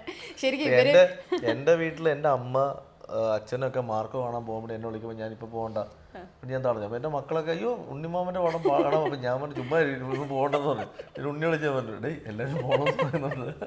അല്ല മാളികപ്പുറത്തിൻ്റെതായിട്ട് ഉണ്ടാക്കി വെച്ചൊരു സംഭവം ഉണ്ട്. എന്റെ മനസ്സിലൊരു വിഗ്രഹം ഉണ്ട്, അത് വീണുടേണ്ടെന്ന് പറയുന്നത്. അല്ല ശരിക്കും പറഞ്ഞാൽ എനിക്ക് മാർക്കോടെ ഷൂട്ട് അടക്കുമ്പോൾ ഞാൻ മാർക്കോടെ ലൊക്കേഷൻ പോയിട്ടുണ്ട്. അപ്പൊ എനിക്ക് എന്റെ വിഷ്വൽസ് കാണിച്ചു തന്നു. അപ്പൊ ഞാൻ അപ്പൊ അതേടെ ആയത് പറഞ്ഞു. ദേവാസ്വരത്തിനകത്ത് ഒടുവിൽ സാർ എന്ന് പറയുന്ന സാധനം ഉണ്ട്, എന്റെ അകത്തേക്ക് ഞാൻ വരുന്നില്ല, എന്റെ മനസ്സിലൊരു വിഗ്രഹം എന്ന് പറയുന്നത് കേരളത്തിലെ അമ്മമാര് തിയേറ്ററിൽ ഞാനിങ്ങനെ കണ്ടോളാം നിന്ന് ഈ ഒരു അയ്യപ്പന്റെ വേഷത്തിൽ ഞങ്ങൾ കാണുന്നത്. എനിക്ക് കുറെ ആ മാളികപ്പുറം ഇറങ്ങിയ സമയത്ത് ഞാൻ കണ്ടിട്ടുണ്ട്. എൻ്റെ ഒരു കസിൻസിന്റെ പിള്ളേരുണ്ടല്ലോ, ഒരു ദിവസം ഗുളിക കഴിക്കുന്ന പോലെയാണ് മാളികപ്പുറം കണ്ടിരുന്നത്. വന്നതിന് ശേഷം എനിക്ക് പിള്ളേരെ ഫുഡ് കഴിക്കാനൊക്കെ മാളികപ്പുറം എനിക്ക് പറയുന്നത് ടാഗ് ചെയ്ത് വീഡിയോ അല്ല അത് നമുക്കൊരു ഭയങ്കര സന്തോഷമാണ്. നമുക്കൊരു സാധനം ഇങ്ങനെ എഴുതാൻ പറ്റി, ജനങ്ങൾ സ്വീകരിക്കുന്നു. ഇപ്പൊ അടുത്തത് ഇപ്പൊ ഈ 2025 അവസാനം 26 ആദ്യമായിട്ടൊരു വേറെ പരിപാടി വരുന്നുണ്ട്, റിവീൽ ചെയ്യുന്നില്ല. മാളികപ്പുറം പോലെ തന്നെ ഇതേപോലെ തന്നെ ഫാമിലി പിടിക്കാൻ പോകുന്ന ഒരു സിനിമയായിരിക്കും. പിന്നെ എനിക്ക് വലിയ ആഗ്രഹമാണ് വീണ്ടും ഒരിക്കൽ കൂടെ മാളികപ്പുറത്തിന്റെ ഒരു 2ാം ഭാഗം ചെയ്യണം എന്നുള്ളത്. അതിന്റെ വർക്കുകൾ നടക്കുന്നുണ്ട്. എല്ലാം ഒത്തു വന്നാൽ ആ സിനിമ സംഭവിക്കും. മാളികപ്പുറം എത്തും. മാളികപ്പുറം 2 അപ്പൊ പ്രതീക്ഷിക്കാല്ലേ നമുക്ക്? അല്ല തീർച്ചയായിട്ടും, കാരണം മാളികപ്പുറം 2 എഴുത്താകുന്ന രീതിയിൽ എൻ്റെ മനസ്സിലുള്ള ഐഡിയ ഞാനത് ഡെവലപ്പ് ചെയ്ത് വെച്ചിട്ടുണ്ട്. ഇനി അത് ഒത്തു വരണമെങ്കിൽ എല്ലാം വരണമല്ലോ. അതിൻ്റെ പ്രൊഡ്യൂസേഴ്സ് ഉണ്ട്, അഭിനയിച്ച ആർട്ടിസ്റ്റുകളുണ്ട്, ഇവരൊക്കെ ഒത്തു വന്നാലാണ് സിനിമ സംഭവിക്കുന്നത്. പക്ഷേ മാളികപ്പുറം 2 സംഭവിച്ചില്ലെങ്കിൽ ശബരിമല സെൻട്രൽ ക്യാരക്ടർ ആയിക്കൊണ്ട് ഒരു പടം ഉടനെ സംഭവിക്കും. ശരിക്കും ഒരു ചരിത്രത്തിൽ ആദ്യമായിട്ടായിരിക്കും ഒരു പടം സംഭവിക്കും. കാരണം അത് ഞാൻ എൻ്റെ ഡ്രീം പ്രോജക്റ്റ് ആണത്. അത് ഞാൻ പല വേദികളും പറഞ്ഞിട്ടുണ്ട്. അത് തീർച്ചയായിട്ടും ഈ വർഷം സംഭവിച്ചിരിക്കും. പക്ഷെ എനിക്ക് മാളികപ്പുറത്തിൻ്റെ ഒരു ഏറ്റവും ഇഷ്ടപ്പെട്ട ഒരു കാര്യം എന്ന് പറഞ്ഞു കഴിഞ്ഞാൽ അതിൻ്റെ ക്ലൈമാക്സ് ആണ്. അതായത് ഇപ്പോൾ പലരും പറയും, അതായത് ഒരു വിശ്വാസികളെ ഒരു പ്രീതിപ്പെടുത്തുന്ന രീതിയിലും അതുപോലെ അതിനപ്പുറത്ത് ശരിക്കും പറഞ്ഞാൽ ആ പോലീസ് ക്യാരക്ടറാണെന്ന് റിവീൽ ചെയ്തത്. അതാണ് എനിക്ക് ഏറ്റവും വലിയ ഇഷ്ടമായിട്ടുള്ള ഒരു കാര്യം. തിയേറ്ററിൽ നിന്ന് ഇറങ്ങി പോകുന്ന വിശ്വാസിക്ക് അത് അയ്യപ്പൻ തന്നെയാണ്. അവിശ്വാസിക്കായുള്ള ഒരു പോലീസുകാരനാണ്, അത്രേ ഉള്ളൂ. അപ്പൊ എൻ്റെ അടുത്ത് പല ഇന്റർവ്യൂള്ള സമയത്ത് ചോദിച്ചു, എഴുത്താണെന്ന് രീതി നിങ്ങളുടെ മനസ്സിൽ ഉണ്ണിമൂന്നിന്റെ കഥാപാത്രം അയ്യപ്പനാണോ അതോ പോലീസുകാരാണോ ചോദിച്ചപ്പോൾ ഞാൻ പറഞ്ഞു അത് എഴുത്തുകാരെന്ന രീതിയിലാണ് ഞാൻ എഴുതി വെച്ചിരിക്കുന്ന പോയിന്റ് എന്ന് വെച്ചാൽ അത് കാണുന്നവന്റെ ഭാവനയ്ക്ക് വിട്ടുകൊടുത്തേക്കാണ്. കാണുന്ന ആളുടെ മനസ്സിൽ അയാൾക്ക് അതിനെ അയ്യപ്പനായിട്ട് കാണാൻ ആഗ്രഹമെങ്കിൽ അങ്ങനെ തന്നെ മുന്നോട്ട് പോകണം. അതല്ല അത് പോലീസുകാരായിട്ട് കാണാൻ ആഗ്രഹിക്കും അങ്ങനെ പൊക്കോളാൻ പറഞ്ഞു. അത് ഒരിക്കലും ഞാൻ കണ്ടിരിക്കുന്നത് എനിക്കതിനെ എങ്ങനെ കാണാൻ ആഗ്രഹിക്കുന്ന ആ വേർഷൻ ഞാൻ എഴുതി വെച്ചിരിക്കുന്നത്. അത് കാണുന്ന ആൾക്കത് എങ്ങനെയാണ് ഫീൽ ചെയ്യാം. അതൊന്നെങ്കിൽ പോലീസ് അയക്കാൻ ഇന്നും അതിന് ഉത്തരവില്ലാത്ത ചോദ്യമായിട്ട് നിൽക്കുന്നു. ഉത്തരം 2ാം ഭാഗത്തിൽ കാണും. നിങ്ങൾ ഇപ്പോൾ ഉണ്ണിച്ചേട്ടൻ്റെ കുറെ കാര്യങ്ങളൊക്കെ എപ്പോഴും നമ്മൾ സോഷ്യൽ മീഡിയയിലൊക്കെ നിറഞ്ഞു നിൽക്കുക. കല്യാണം എപ്പോഴെങ്കിലും പറഞ്ഞിട്ടുണ്ടോ? ഒരുത്തനെങ്കിലും കൂട്ടത്തിൽ നന്നായി കിടക്കുന്നതാണെന്ന് ഇഷ്ടപ്പെടത്തില്ലല്ലേ? ഞാൻ ഉണ്ണി ഉപദേശിക്കുന്നത് കള്ളം കഴിക്കില്ലെന്ന്, ഇങ്ങനെ ഒറ്റയ്ക്ക് സിംഗിൾ ബ്രാഡ് കറങ്ങി എന്നുള്ള പറയും. മറ്റേ ഹനുമാനാണ് ഏറ്റവും വലിയ ഇഷ്ടം. സംഭവമൊന്നുമല്ല, 10-37 വയസ്സായി പെണ്ണ് കിട്ടട്ടെ. പറയാൻ പറ്റിയതൊക്കെ പറയും. ഉണ്ണി അതെ, ഞാനൊന്നും നന്നായി ജീവിച്ചപ്പോ അങ്ങനെയല്ല, ഉണ്ണിയുടെ ലൈഫൊക്കെ വേറെ ലൈഫ് സ്റ്റൈലാണ്. കാരണം അവൻ 4 മണിക്ക് എഴുന്നേൽക്കുന്ന സ്വഭാവമുണ്ട്. 4 മണിക്ക് എഴുന്നേറ്റ് ജിമ്മിൽ പോകും, നന്നായി ആഹാരം കഴിക്കും, ഫുൾ മറ്റേ ഫിറ്റ്നസ് നോക്കി നടക്കുന്ന ഒരാളാണ്. അപ്പം അവനെ സംബന്ധിച്ച് അവനത് കറക്റ്റായിട്ട് റുട്ടീനായിട്ട് കൊണ്ടുവരുന്ന ആളാണ്. പിന്നെ ഒരാളിന് പുതിയതായിട്ട് വന്നു കഴിയുമ്പോൾ ആ റുട്ടീൻ തെറ്റുമെന്നായിരിക്കും അവൻ്റെ പേടി. അതുകൊണ്ടാവും അവൻ ഇങ്ങനെ. അല്ല, ഇപ്പൊ സെറ്റിലൊക്കെ എങ്ങനെയാ ആള് ഇപ്പൊ നേരത്തെ വരാം അങ്ങനെയൊക്കെ? സെറ്റില് യൂണിറ്റ് വണ്ടി എടുത്തിട്ട് അവനായിരിക്കും ആദ്യം വരുന്നത്. കാരണം ഞാനും ഉണ്ണിയും ഞങ്ങൾ ഒരേ ഹോട്ടലാണ് താമസിക്കുന്നത്, അപ്പുറം ഇപ്പുറം റൂമായിരിക്കും. 4 മണിക്ക് 4:30 വന്ന് കഥയ്ക്ക് മുട്ടിയിട്ട് എന്നെ വിളിച്ചുകൊണ്ട് പോകും. എന്നിട്ട് എന്തിനാന്ന് എനിക്ക് മനസ്സിലാവില്ല. ഞാൻ പലപ്പോഴും പോയി ഞാൻ ജിമ്മിന്റെ പുറത്ത് പോയിരിക്കാറുണ്ട്, ഫുഡ് കഴിക്കാൻ പോയിരിക്കാറുണ്ട്. എന്നിട്ട് ഞാൻ പറയുന്നത് എന്തിൻ്റെ ആവശ്യമുണ്ടോ, അതൊക്കെ എഴുന്നേറ്റ പോലെ. ആത്മാർത്ഥത കുറച്ചുകൂടി പോയത്. പക്ഷെ ശരിക്കും പറഞ്ഞു കഴിഞ്ഞാൽ അങ്ങനെയാണ് വേണ്ടത്. ഇപ്പോൾ ഒരു ഇത്രയും സിനിമ ഇത്രയും പേരുടെ ഒരു കഠിനാധ്വാനമാണ്. അപ്പോൾ ശരിക്കും പറഞ്ഞു കഴിഞ്ഞാൽ ആർട്ടിസ്റ്റുകൾ പല പ്രശ്നങ്ങളും പറയാറുണ്ട്, ആർട്ടിസ്റ്റുകൾ ലേറ്റായി വരുന്നു, അങ്ങനത്തെ ഇഷ്യൂസ് ഒക്കെ ഉണ്ടാവും. നേരത്തെ വരുന്ന മലയാള സിനിമയിൽ ആർട്ടിസ്റ്റ് എടുത്ത് ഉണ്ണിയായിരിക്കും. കാരണം അവൻ ഫസ്റ്റ് വരുന്ന അവനായിരിക്കും, ഉണ്ണിയായിരിക്കും. എന്നിട്ട് ഏറ്റവും ലാസ്റ്റ് പോകുന്ന ഉണ്ണിയായിരിക്കും. ഉണ്ണി പോവില്ല, കാരണം വെച്ചാൽ ഉണ്ണി ഷൂട്ട് കഴിഞ്ഞ് ഞങ്ങൾ ഒരുമിച്ച് പോകത്തുള്ളൂ. ഞാൻ അതാ പറഞ്ഞത്, പുള്ളിക്ക് എനിക്ക് തോന്നുന്നു ജിമ്മ് കഴിഞ്ഞാൽ പിന്നെ സിനിമ കഴിഞ്ഞാൽ പിന്നെ ജിമ്മ്, ഈ 2 കാര്യം പുള്ളിയുടെ ലോകത്തുള്ളൂ, വേറെ ഒന്നുമില്ല. അപ്പൊ കല്യാണം ഒന്നും ഇപ്പൊ ഉണ്ടാവില്ല, അതൊന്നും ആലോചനയില്ല. ഞാൻ പറയുന്നത് കല്യാണം കഴിക്കാതെ ഇങ്ങനെ ഹാപ്പി ആയിട്ട് പോകുന്നതായിരിക്കും നല്ലത്. Okay okay. അപ്പൊ ഈ സ്ക്രിപ്റ്റ് ഒക്കെ എങ്ങനെയാണ് ചെയ്യുന്നത്? സ്ക്രിപ്റ്റിന്റെ അതായത് പ്രേക്ഷകർക്ക് പലർക്കും അറിയുന്നുണ്ടാവില്ല എങ്ങനെയായിരിക്കും സ്ക്രിപ്റ്റ് ചെയ്യുന്നത് കാര്യങ്ങളൊക്കെ. അപ്പോൾ ഫസ്റ്റ് ഇതിൽ തന്നെ എങ്ങനെയാണ് എഴുതുന്നത്? സ്ക്രിപ്റ്റ് എങ്ങനെ എഴുതുന്നുള്ളത് എനിക്ക് തന്നെ അറിയത്തില്ല, പിന്നാണ് ഞാൻ പറഞ്ഞു കൊടുക്കുന്നത്. സ്ക്രിപ്റ്റ് എഴുതുക എന്ന് പറയുന്നത് ശരിക്കും പറഞ്ഞാൽ ഇപ്പം ഞാൻ ആരുടെയും കൂടെ വർക്ക് ചെയ്ത് അസിസ്റ്റ് ചെയ്തിട്ടോ അല്ലെങ്കിൽ നമ്മളെ പഠിപ്പിച്ചു തന്നിട്ടോ എന്നല്ല ഞാൻ എഴുതാൻ വന്നത്. നമ്മൾ സിനിമ കണ്ട് സിനിമ ഇഷ്ടപ്പെട്ട് സിനിമയെ അനലൈസ് ചെയ്തിട്ട് എഴുതാൻ വന്ന ആളാണ്. പക്ഷേ ഞാൻ ആ സമയത്ത് ഏറ്റവും കൂടുതൽ വായിച്ചിട്ടുള്ള പുസ്തകങ്ങൾ, ഞാൻ തിരക്കഥ പബ്ലിഷ് ചെയ്യുന്ന പുസ്തകങ്ങൾ, ലോഹിതദാസ് സാറിൻ്റെ പുസ്തകങ്ങൾ ഒരുപാട് ഞാൻ വായിച്ചിട്ടുണ്ട്. എന്നിട്ട് ഇപ്പോഴും ഏത് സിനിമ എഴുതുമ്പോൾ ഞാൻ ആ സ്ക്രിപ്റ്റ് എടുത്ത് പുള്ളിയുടെ ബുക്ക് എടുത്ത് വായിക്കാറുണ്ട്. അപ്പോൾ എനിക്കൊരു ഇതിൻ്റെ ഒരു ബേസ് സ്ട്രക്ചർ കിട്ടുന്നത് എങ്ങനെയാണ്. പിന്നെ നമ്മുടെ മനസ്സിലുള്ള സിനിമേനെ ഞാൻ എപ്പോഴും ഒരു starting to end with dialogues മനസ്സിൽ പ്രിപ്പയർ ചെയ്തതിന് ശേഷം മാത്രമേ പേപ്പറിലേക്ക് എഴുതാറുള്ളൂ. ആദ്യം ഞാൻ എഴുതുന്ന ക്ലൈമാക്സാണ്. ക്ലൈമാക്സ് എഴുതിയതിനു ശേഷം മാത്രമേ ഞാൻ സീൻ 1 പോകത്തുള്ളൂ. അപ്പോൾ എൻ്റെ ഇതുവരെയുള്ള എല്ലാ സിനിമയുടെയും ക്ലൈമാക്സ് ആദ്യം എഴുതി വെക്കും, എന്നിട്ട് ഓർഡർ എഴുതത്തുള്ളൂ. അതുകൊണ്ട് തന്നെ ഞാൻ മാക്സിമം 1-2 ഡ്രാഫ്റ്റൊക്കെ ഒരു സിനിമയുടെ സ്ക്രിപ്റ്റ് കാണത്തുള്ളൂ. ഈ അടുത്ത സമയത്ത് ഞാനൊരു സിനിമ ഒരു ബോംബെ പ്രൊഡ്യൂസേഴ്സ് അവരോട് ഒരു പടം കമ്മിറ്റ് ചെയ്തു. അപ്പോൾ അവർ ഒരു പടം റീമേക്ക് ചെയ്യാൻ വേണ്ടിയാണ്. അപ്പോൾ എനിക്ക് അവർ റീമേക്ക് ചെയ്യേണ്ട ഒരു ഡയലോഗ്സ് മാത്രം എഴുതിയാൽ മതി. അപ്പോൾ അവർ എനിക്ക് സ്ക്രീൻ പ്ലേ അയച്ചു തന്നു. അപ്പോൾ ഞാൻ ഡയലോഗ്സ് അയച്ചു കൊടുത്തിട്ട് ഞാൻ പറഞ്ഞു എൻ്റെ പണി കഴിഞ്ഞു എന്ന് പറഞ്ഞു. അപ്പോൾ അവരെൻ്റെ അടുത്ത് ചോദിച്ചു ബാക്കി ഡ്രാഫ്റ്റ് എപ്പോഴാന്ന് ചോദിച്ചു. അപ്പോൾ ഞാൻ പറഞ്ഞു ബാക്കി ഡ്രാഫ്റ്റോ? അപ്പോൾ അവർ പറയുന്നത് അവർക്ക് മിനിമം ഒരു 10-12 ഡ്രാഫ്റ്റ് വേണമെന്ന്. ഞാൻ പറഞ്ഞു ഒരു ഡ്രാഫ്റ്റിന് എഴുതാൻ പറ്റ ആളെ എനിക്കറിയാം, ഇതിന് ഞാൻ ഇനി 10 ഡ്രാഫ്റ്റ് ഞാൻ പറഞ്ഞു അഡ്വാൻസ് തിരിച്ച് വന്നേക്കാന്ന് പറഞ്ഞു. അപ്പോഴാണ് അവർ പറഞ്ഞത് അവരുടെ അവിടേക്ക് ഈ 10-12 ഡ്രാഫ്റ്റൊക്കെ ഉണ്ടെന്ന്. ഞാൻ പറഞ്ഞു എനിക്കറിയില്ല എന്ന് പറഞ്ഞു. ഞാൻ അവരോടില്ല, ഞാൻ ഡ്രാഫ്റ്റ് ഇവർ ഈ ഡ്രാഫ്റ്റ് ഉദ്ദേശിച്ച് ചിലപ്പോൾ 1 സീൻ 2 സീൻ കർഷനൊക്കെയാണ് ഉദ്ദേശിക്കുന്നത്. ലോക്കിങ് മനസ്സിൽ അവരോട് അങ്ങനെയല്ല, മൊത്തം ഇതിൻ്റെ ഒരു 5-6 ഡ്രാഫ്റ്റ് വേണം, അതിൽ ഏത് ഡ്രാഫ്റ്റ് നമ്മൾ യൂസ് ചെയ്യുന്നത് പറയാൻ പറ്റില്ല. ഞാൻ പറഞ്ഞു അങ്ങനെയാണെങ്കിൽ ഞാൻ ഒരിക്കലും സിനിമ ചെയ്യില്ലെന്ന് പറഞ്ഞു. കാരണം രാവിലെ ജനറേറ്ററിന്റെ സൗണ്ട് കേൾക്കുമ്പോഴാണ് ചിലപ്പോൾ ആ സീൻ ഇടുന്നത്. അല്ല അത് പറയുന്നുണ്ട് പണ്ടുള്ള സംവിധായകരൊക്കെ പറയും. അല്ല ഞാൻ സ്ക്രിപ്റ്റ് കൊടുത്താലും ഇപ്പം സുമതി വളരെ ഷൂട്ട് ചെയ്യുമ്പോൾ സ്ക്രിപ്റ്റ് കൊടുത്താലും ഇപ്പോൾ തലേന്ന് അർജുനോ ബാലുവോ ഒന്നും സ്ക്രിപ്റ്റിന്റെ പേപ്പർ വാങ്ങിക്കില്ല. അപ്പം അർജുൻ പിറ്റേന്ന് എന്ന് പറയും എന്തായാലും ആ സൈക്കോ റൈറ്റർ അയാൾ രാവിലെ അത് മാറ്റിക്കൊണ്ട് വരും എന്ന് പറയും. അപ്പോൾ രാവിലെ ഞാൻ ചെല്ലുമ്പോൾ കറക്റ്റാ ഞാൻ ആ സീൻ എടുത്ത് വായിച്ച ഇവിടെ പറയും ഇത് മാറ്റടാന്ന് പറഞ്ഞിട്ട് നേരെ ഡയലോഗ്സിൻ്റെ കാര്യം പറയും. ഡയലോഗ്സ് മാറ്റി എഴുതി സാർ പിന്നെ സ്പോട്ട് നമ്മൾ അഭിനയിച്ചുകൊണ്ടിരിക്കുമ്പോൾ ചിലപ്പോൾ ഉള്ളി മാറ്റിയിട്ട് അതാ അപ്പോൾ ഇങ്ങനെ പിടിക്കാന്ന് പറഞ്ഞിട്ട് അത് ആ സൗഹൃദത്തിനകത്ത് ചെയ്യാൻ പറ്റും. ഇപ്പോൾ മമ്മൂക്കയുടെ ലാലൻ്റെ പടം ചെയ്യുമ്പോൾ ഒരിക്കലും എനിക്കത് ചെയ്യാൻ പറ്റുമെന്ന് തോന്നില്ല. കാരണം വെച്ചാൽ അവർക്ക് നമ്മൾ മുൻപേ അവരെ മനസ്സിൽ കണ്ട് എഴുതി ഡ്രാഫ്റ്റ് ചെയ്തിട്ട് വേണം നമ്മൾ കൊടുക്കാൻ. എന്ന് വെച്ചാൽ സ്പോട്ടിൽ ചിലപ്പോൾ ഇമ്പ്രൂവൈസേഷൻ ഒക്കെ വരുമായിരിക്കും. ഇതെന്ന് പറയുമ്പോൾ ഇവന്മാരെ നമ്മൾ ഭയങ്കര കമ്പനിയായിട്ട് ഇങ്ങനെ നടക്കില്ല. അപ്പം ഞങ്ങൾ തന്നെ സ്പോട്ടിൽ വെച്ച് ചെയ്യും. എനിക്കത് പണ്ട് കാലത്തെ സിനിമ ഇപ്പോൾ ദിലീപേട്ട സിനിമകളൊക്കെ അങ്ങനെയായിരുന്നു. ഞാൻ ഈ അർജുനെ മീറ്റ് ചെയ്യാൻ പോകുമ്പോൾ ഈ അശോകേട്ടൻ ഹരീഷ് അശോക് ചേട്ടനോട് കുറേ സംസാരിക്കുമ്പോൾ അശോകേട്ടൻ പറയും പറക്കുന്നളിയാണെങ്കിലും ഈ സിനിമയൊക്കെ ഞങ്ങൾ രാവിലെ വന്നിട്ട് നമ്മളിങ്ങനെ ഡിസ്കസ് ചെയ്ത് കുറേ സാധനങ്ങൾ ഉണ്ടാക്കും, എന്നിട്ട് ചെയ്യും. അപ്പോൾ ഞാൻ ആലോചിക്കുന്നുണ്ടോ ഇത്രയും ചിരിച്ചു മറിഞ്ഞ സീനൊക്കെ രാവിലെ വന്നിട്ട് ഉണ്ടാക്കിയെന്ന് പറയുമ്പോഴത്തേക്ക് എന്ത് ലെജൻസ് ആണ്. അത് ശ്രീനേട്ടന്റെ കാര്യത്തിൽ പറയുന്നത് കേട്ടിട്ടുണ്ട്. ഏതോ ഒരു സ്ക്രിപ്റ്റ് കയ്യിൽ നിന്ന് പോയി എന്നിട്ട് ഇവരേതോ യാത്രയിലാണ് എഴുതിയെന്നൊക്കെ പറയുന്നുണ്ടായിരുന്നു. ശ്രീനേട്ടൻ എൻ്റെ കഥകൾ ഭയങ്കര രസമായ ഈ മോനോടൊക്കെ പറയുന്നത് കേൾക്കാം. അതായത് പുള്ളി ഫുൾ കോൺഫിഡൻസ് പറയും നാളെ ഷൂട്ട് തുടങ്ങാന്ന് പറയും, എല്ലാം റെഡിയാന്ന് പറയും. പുള്ളി എഴുതിയിട്ടില്ലായിരിക്കും, രാവിലെ പുള്ളി വരുമ്പോൾ പക്ഷെ പുള്ളി ആ എടുക്കാനുള്ള സാധനം കൊടുക്കും. അതൊരു വലിയ കഴിവാണ് കേട്ടോ. അത് ആ കോൺഫിഡൻസ് ആണ് വലിയ മാറ്റർ. അപ്പം എന്നെ സംബന്ധിച്ചപ്പോൾ എൻ്റെ അടുത്ത് ഇപ്പോൾ ഞാൻ ഒരു കഥ ഒരാളോട് പറഞ്ഞു, കഥ അവർ കേട്ടു, അവർ ഇഷ്ടപ്പെട്ടു, അവർ പറയണം ഇപ്പോൾ ഇന്നിപ്പം 5-ാം തീയതിയാണ്, നമുക്ക് 10-ാം തീയതി ഷൂട്ട് തുടങ്ങാന്ന് ചോദിച്ചാൽ ഞാൻ പറയും തുടങ്ങാന്ന് പറയും. എൻ്റെ സ്ക്രിപ്റ്റ് കാണത്തില്ല, ഞാൻ തുടങ്ങാന്ന് പറയും. കാരണം എൻ്റെ കോൺഫിഡൻസ് എന്താ വെച്ചാൽ കഥ മൊത്തം എൻ്റെ ഉണ്ട്, സീൻ ഓർഡർ മൊത്തം എനിക്കറിയാം. അപ്പോൾ ഇത് ഡയലോഗ്സ് ആണ്, ഇത് എനിക്ക് 2-3 ദിവസം ഇരുന്നാലും ഞാൻ ഇത് തീർത്തു. ഈ കോൺഫിഡൻസിലാണ് നമ്മൾ തുടങ്ങാന്ന് പറയും. അങ്ങനെ എനിക്കൊരു അബദ്ധം പറ്റിയിട്ടുണ്ട്. ഈ കഴിഞ്ഞ ഒരു തമിഴ് പടം ഞാൻ കഥ പറഞ്ഞു, അവർ ഇഷ്ടപ്പെട്ട് അവർ പറഞ്ഞു സാർ എപ്പോൾ തുടങ്ങാമെന്ന് ചോദിച്ചു. അപ്പോൾ ഞാൻ പറഞ്ഞു നമുക്ക് ഈ മാസം തന്നെ തുടങ്ങാമല്ലോ എന്ന് പറഞ്ഞു. അപ്പോൾ അവർ ഓക്കെ പറഞ്ഞു. എൻ്റെ പ്രശ്നം എന്താ വെച്ചാൽ തമിഴ് മലയാളം പോലല്ല, തമിഴ് എടുത്തോണ്ടാണ് ഞാൻ കടാവറിൻ്റെ തമിഴ് വേർഷൻ ഞാൻ തന്നെ എഴുതിയിരിക്കുന്നത്. അത് തമിഴ് എനിക്ക് സംസാരിക്കാൻ അറിയാം. അപ്പോൾ തമിഴ് നമ്മുടെ ഒരു വേർഷനിൽ ഞാൻ നമ്മുടെ തംഗ്ലീഷിൽ എഴുതിയിട്ട് അത് അവിടെയുള്ള നമ്മുടെ ടീമിനെ വെച്ച് കറക്ഷൻ ചെയ്യുകയാണ് ചെയ്യാറുള്ളത്. അപ്പോൾ എനിക്കത് ഗുണമെന്ന് വെച്ചാൽ ചില വാക്കുകളൊക്കെ നമ്മൾ പറയുന്ന ആയിരിക്കില്ല എക്സാക്ട് തമിഴ്. അപ്പോൾ അത് മാത്രം കറക്റ്റ് ചെയ്ത് ഡയലോഗ് കൺസ്ട്രക്ഷൻ കറക്റ്റാക്കി അത് ഓക്കെ ആയിരിക്കും. അപ്പോൾ ഇപ്പോൾ എനിക്ക് പക്ഷേ അത് ഓക്കെയാണ്. ഇപ്പോൾ എനിക്ക് കുറച്ചും കൂടെ തമിഴ് വശമായി. ഇപ്പോൾ അടുത്ത എൻ്റെ ഇത് കഴിഞ്ഞ അടുത്തൊരു തമിഴ് പടം ചെയ്യാൻ പോകുന്നത്, വലിയ പടം.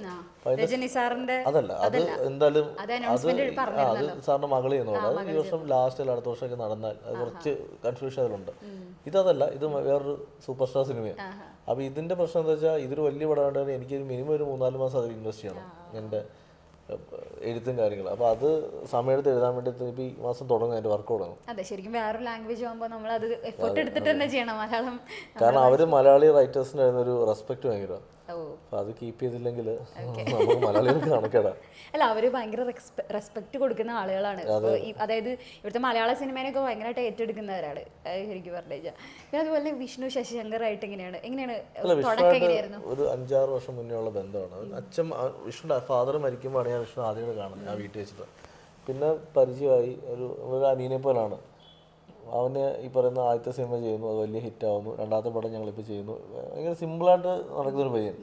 എനിക്കതാണ് അവനെ ഭയങ്കര ഇഷ്ടവും. അതിപ്പോൾ ഇത്ര വലിയ പടം ചെയ്തതിൻ്റെ ഒരു ചാടയോ വലിയ ഒന്നും കാണിക്കാറില്ല.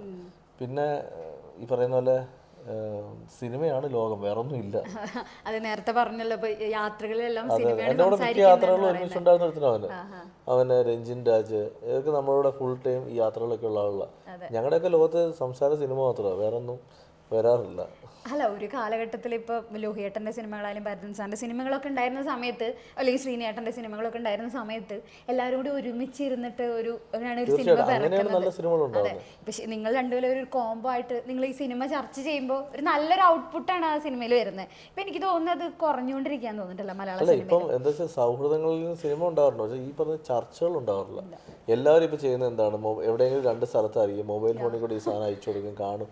അതിനപ്പുറത്തേക്ക് ഒരു സ്ഥലത്തിരുന്ന് സിനിമ നമ്മൾ സീൻ ബൈ സീൻ ഡിസ്കസ് ചെയ്യുക, മ്യൂസിക് ഡയറക്ടർ വന്നിട്ട് അതിനനുസരിച്ചുള്ള പാട്ടുകൾ ഉണ്ടാക്കുക, ലിറിക്സ് റൈറ്റർ വന്ന് അതിൻ്റെ വരികൾ എഴുതുക, നമ്മൾ സംസാരിക്കുക, വീണ്ടും വീണ്ടും ഇത് ഡിസ്കസ് ചെയ്യുക. ആ ഒരു കാലഘട്ടം നഷ്ടപ്പെട്ടുകൊണ്ടിരിക്കുക. പക്ഷേ എൻ്റെ സിനിമകൾ, ഞാനിപ്പോൾ ചെയ്യുന്ന സിനിമകളെല്ലാം ഞങ്ങൾ അങ്ങനെയാണ് പ്ലാൻ ചെയ്തുകൊണ്ടിരിക്കുന്നത്. ഇപ്പോൾ ഞാനിപ്പോൾ മോഹനേട്ടൻ്റെ പടം ചെയ്യുന്നുണ്ട്. മോഹനേട്ടൻ ഫുൾ ടൈം ഞങ്ങൾ ഒരുമിച്ചുണ്ട്, ഞങ്ങളുടെ ടീമുണ്ട്. നമ്മുടെ ഡിസ്കഷൻ ഇത് മാത്രമേ ഉള്ളൂ. എനിക്ക് ആഹാരം കഴിക്കുക, വീണ്ടും വന്നിരുന്നിട്ട് സിനിമ ഡിസ്കഷൻ.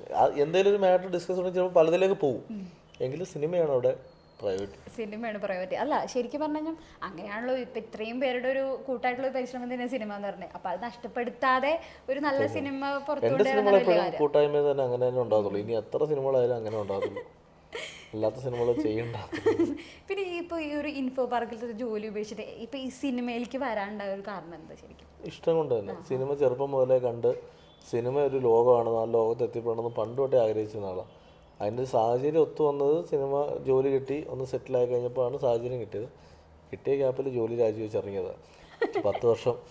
അല്ല, ഇനിയിപ്പോൾ ഇതൊരു വിജയത്തിലെത്തിയില്ലായിരുന്നെങ്കിൽ ഇൻഫോപാർക്കിലൊന്നും പോയില്ല. വിജയത്തിലെത്തിയാൽ ഇപ്പോഴും ഞാൻ ഇതുപോലെ എവിടെയെങ്കിലും ഇപ്പോൾ ലിസിൻ ചാണ്ട സ്റ്റുഡിയോയിലാണ് നമ്മളിപ്പോൾ ഡബിങ് കഴിയുന്നത്. ലിസിൻ ചാണ്ടി ഓഫീസിന് മുന്നിലേക്ക് ഞാൻ കാണും, സാർ ഒരു കഥയുണ്ട് കേൾക്കാന്ന് വെച്ച് അത്രേ ഉള്ളൂ. എന്തായാലും സിനിമ ചെയ്യുന്ന ഉറപ്പായിരുന്നു. അതിപ്പോൾ അതുകൊണ്ടാണ് ഞാൻ ധൈര്യമായിട്ട് മോളുടെ ആപ്ലിക്കേഷൻ ഫോമിൽ എഴുതി വെച്ചത് സ്ക്രിപ്റ്റ് റൈറ്റർന്ന്. എന്തായാലും ഇതാവും എന്നുള്ളത് ഞാൻ ഉറപ്പിച്ചതാണ്. അതിന് എത്തിയാൽ അതിൽ എത്ര ലേറ്റ് ആവും, എപ്പോൾ എത്തും എന്നുള്ള കാര്യം മാത്രമേ ഉള്ളായിരുന്നു സംശയം.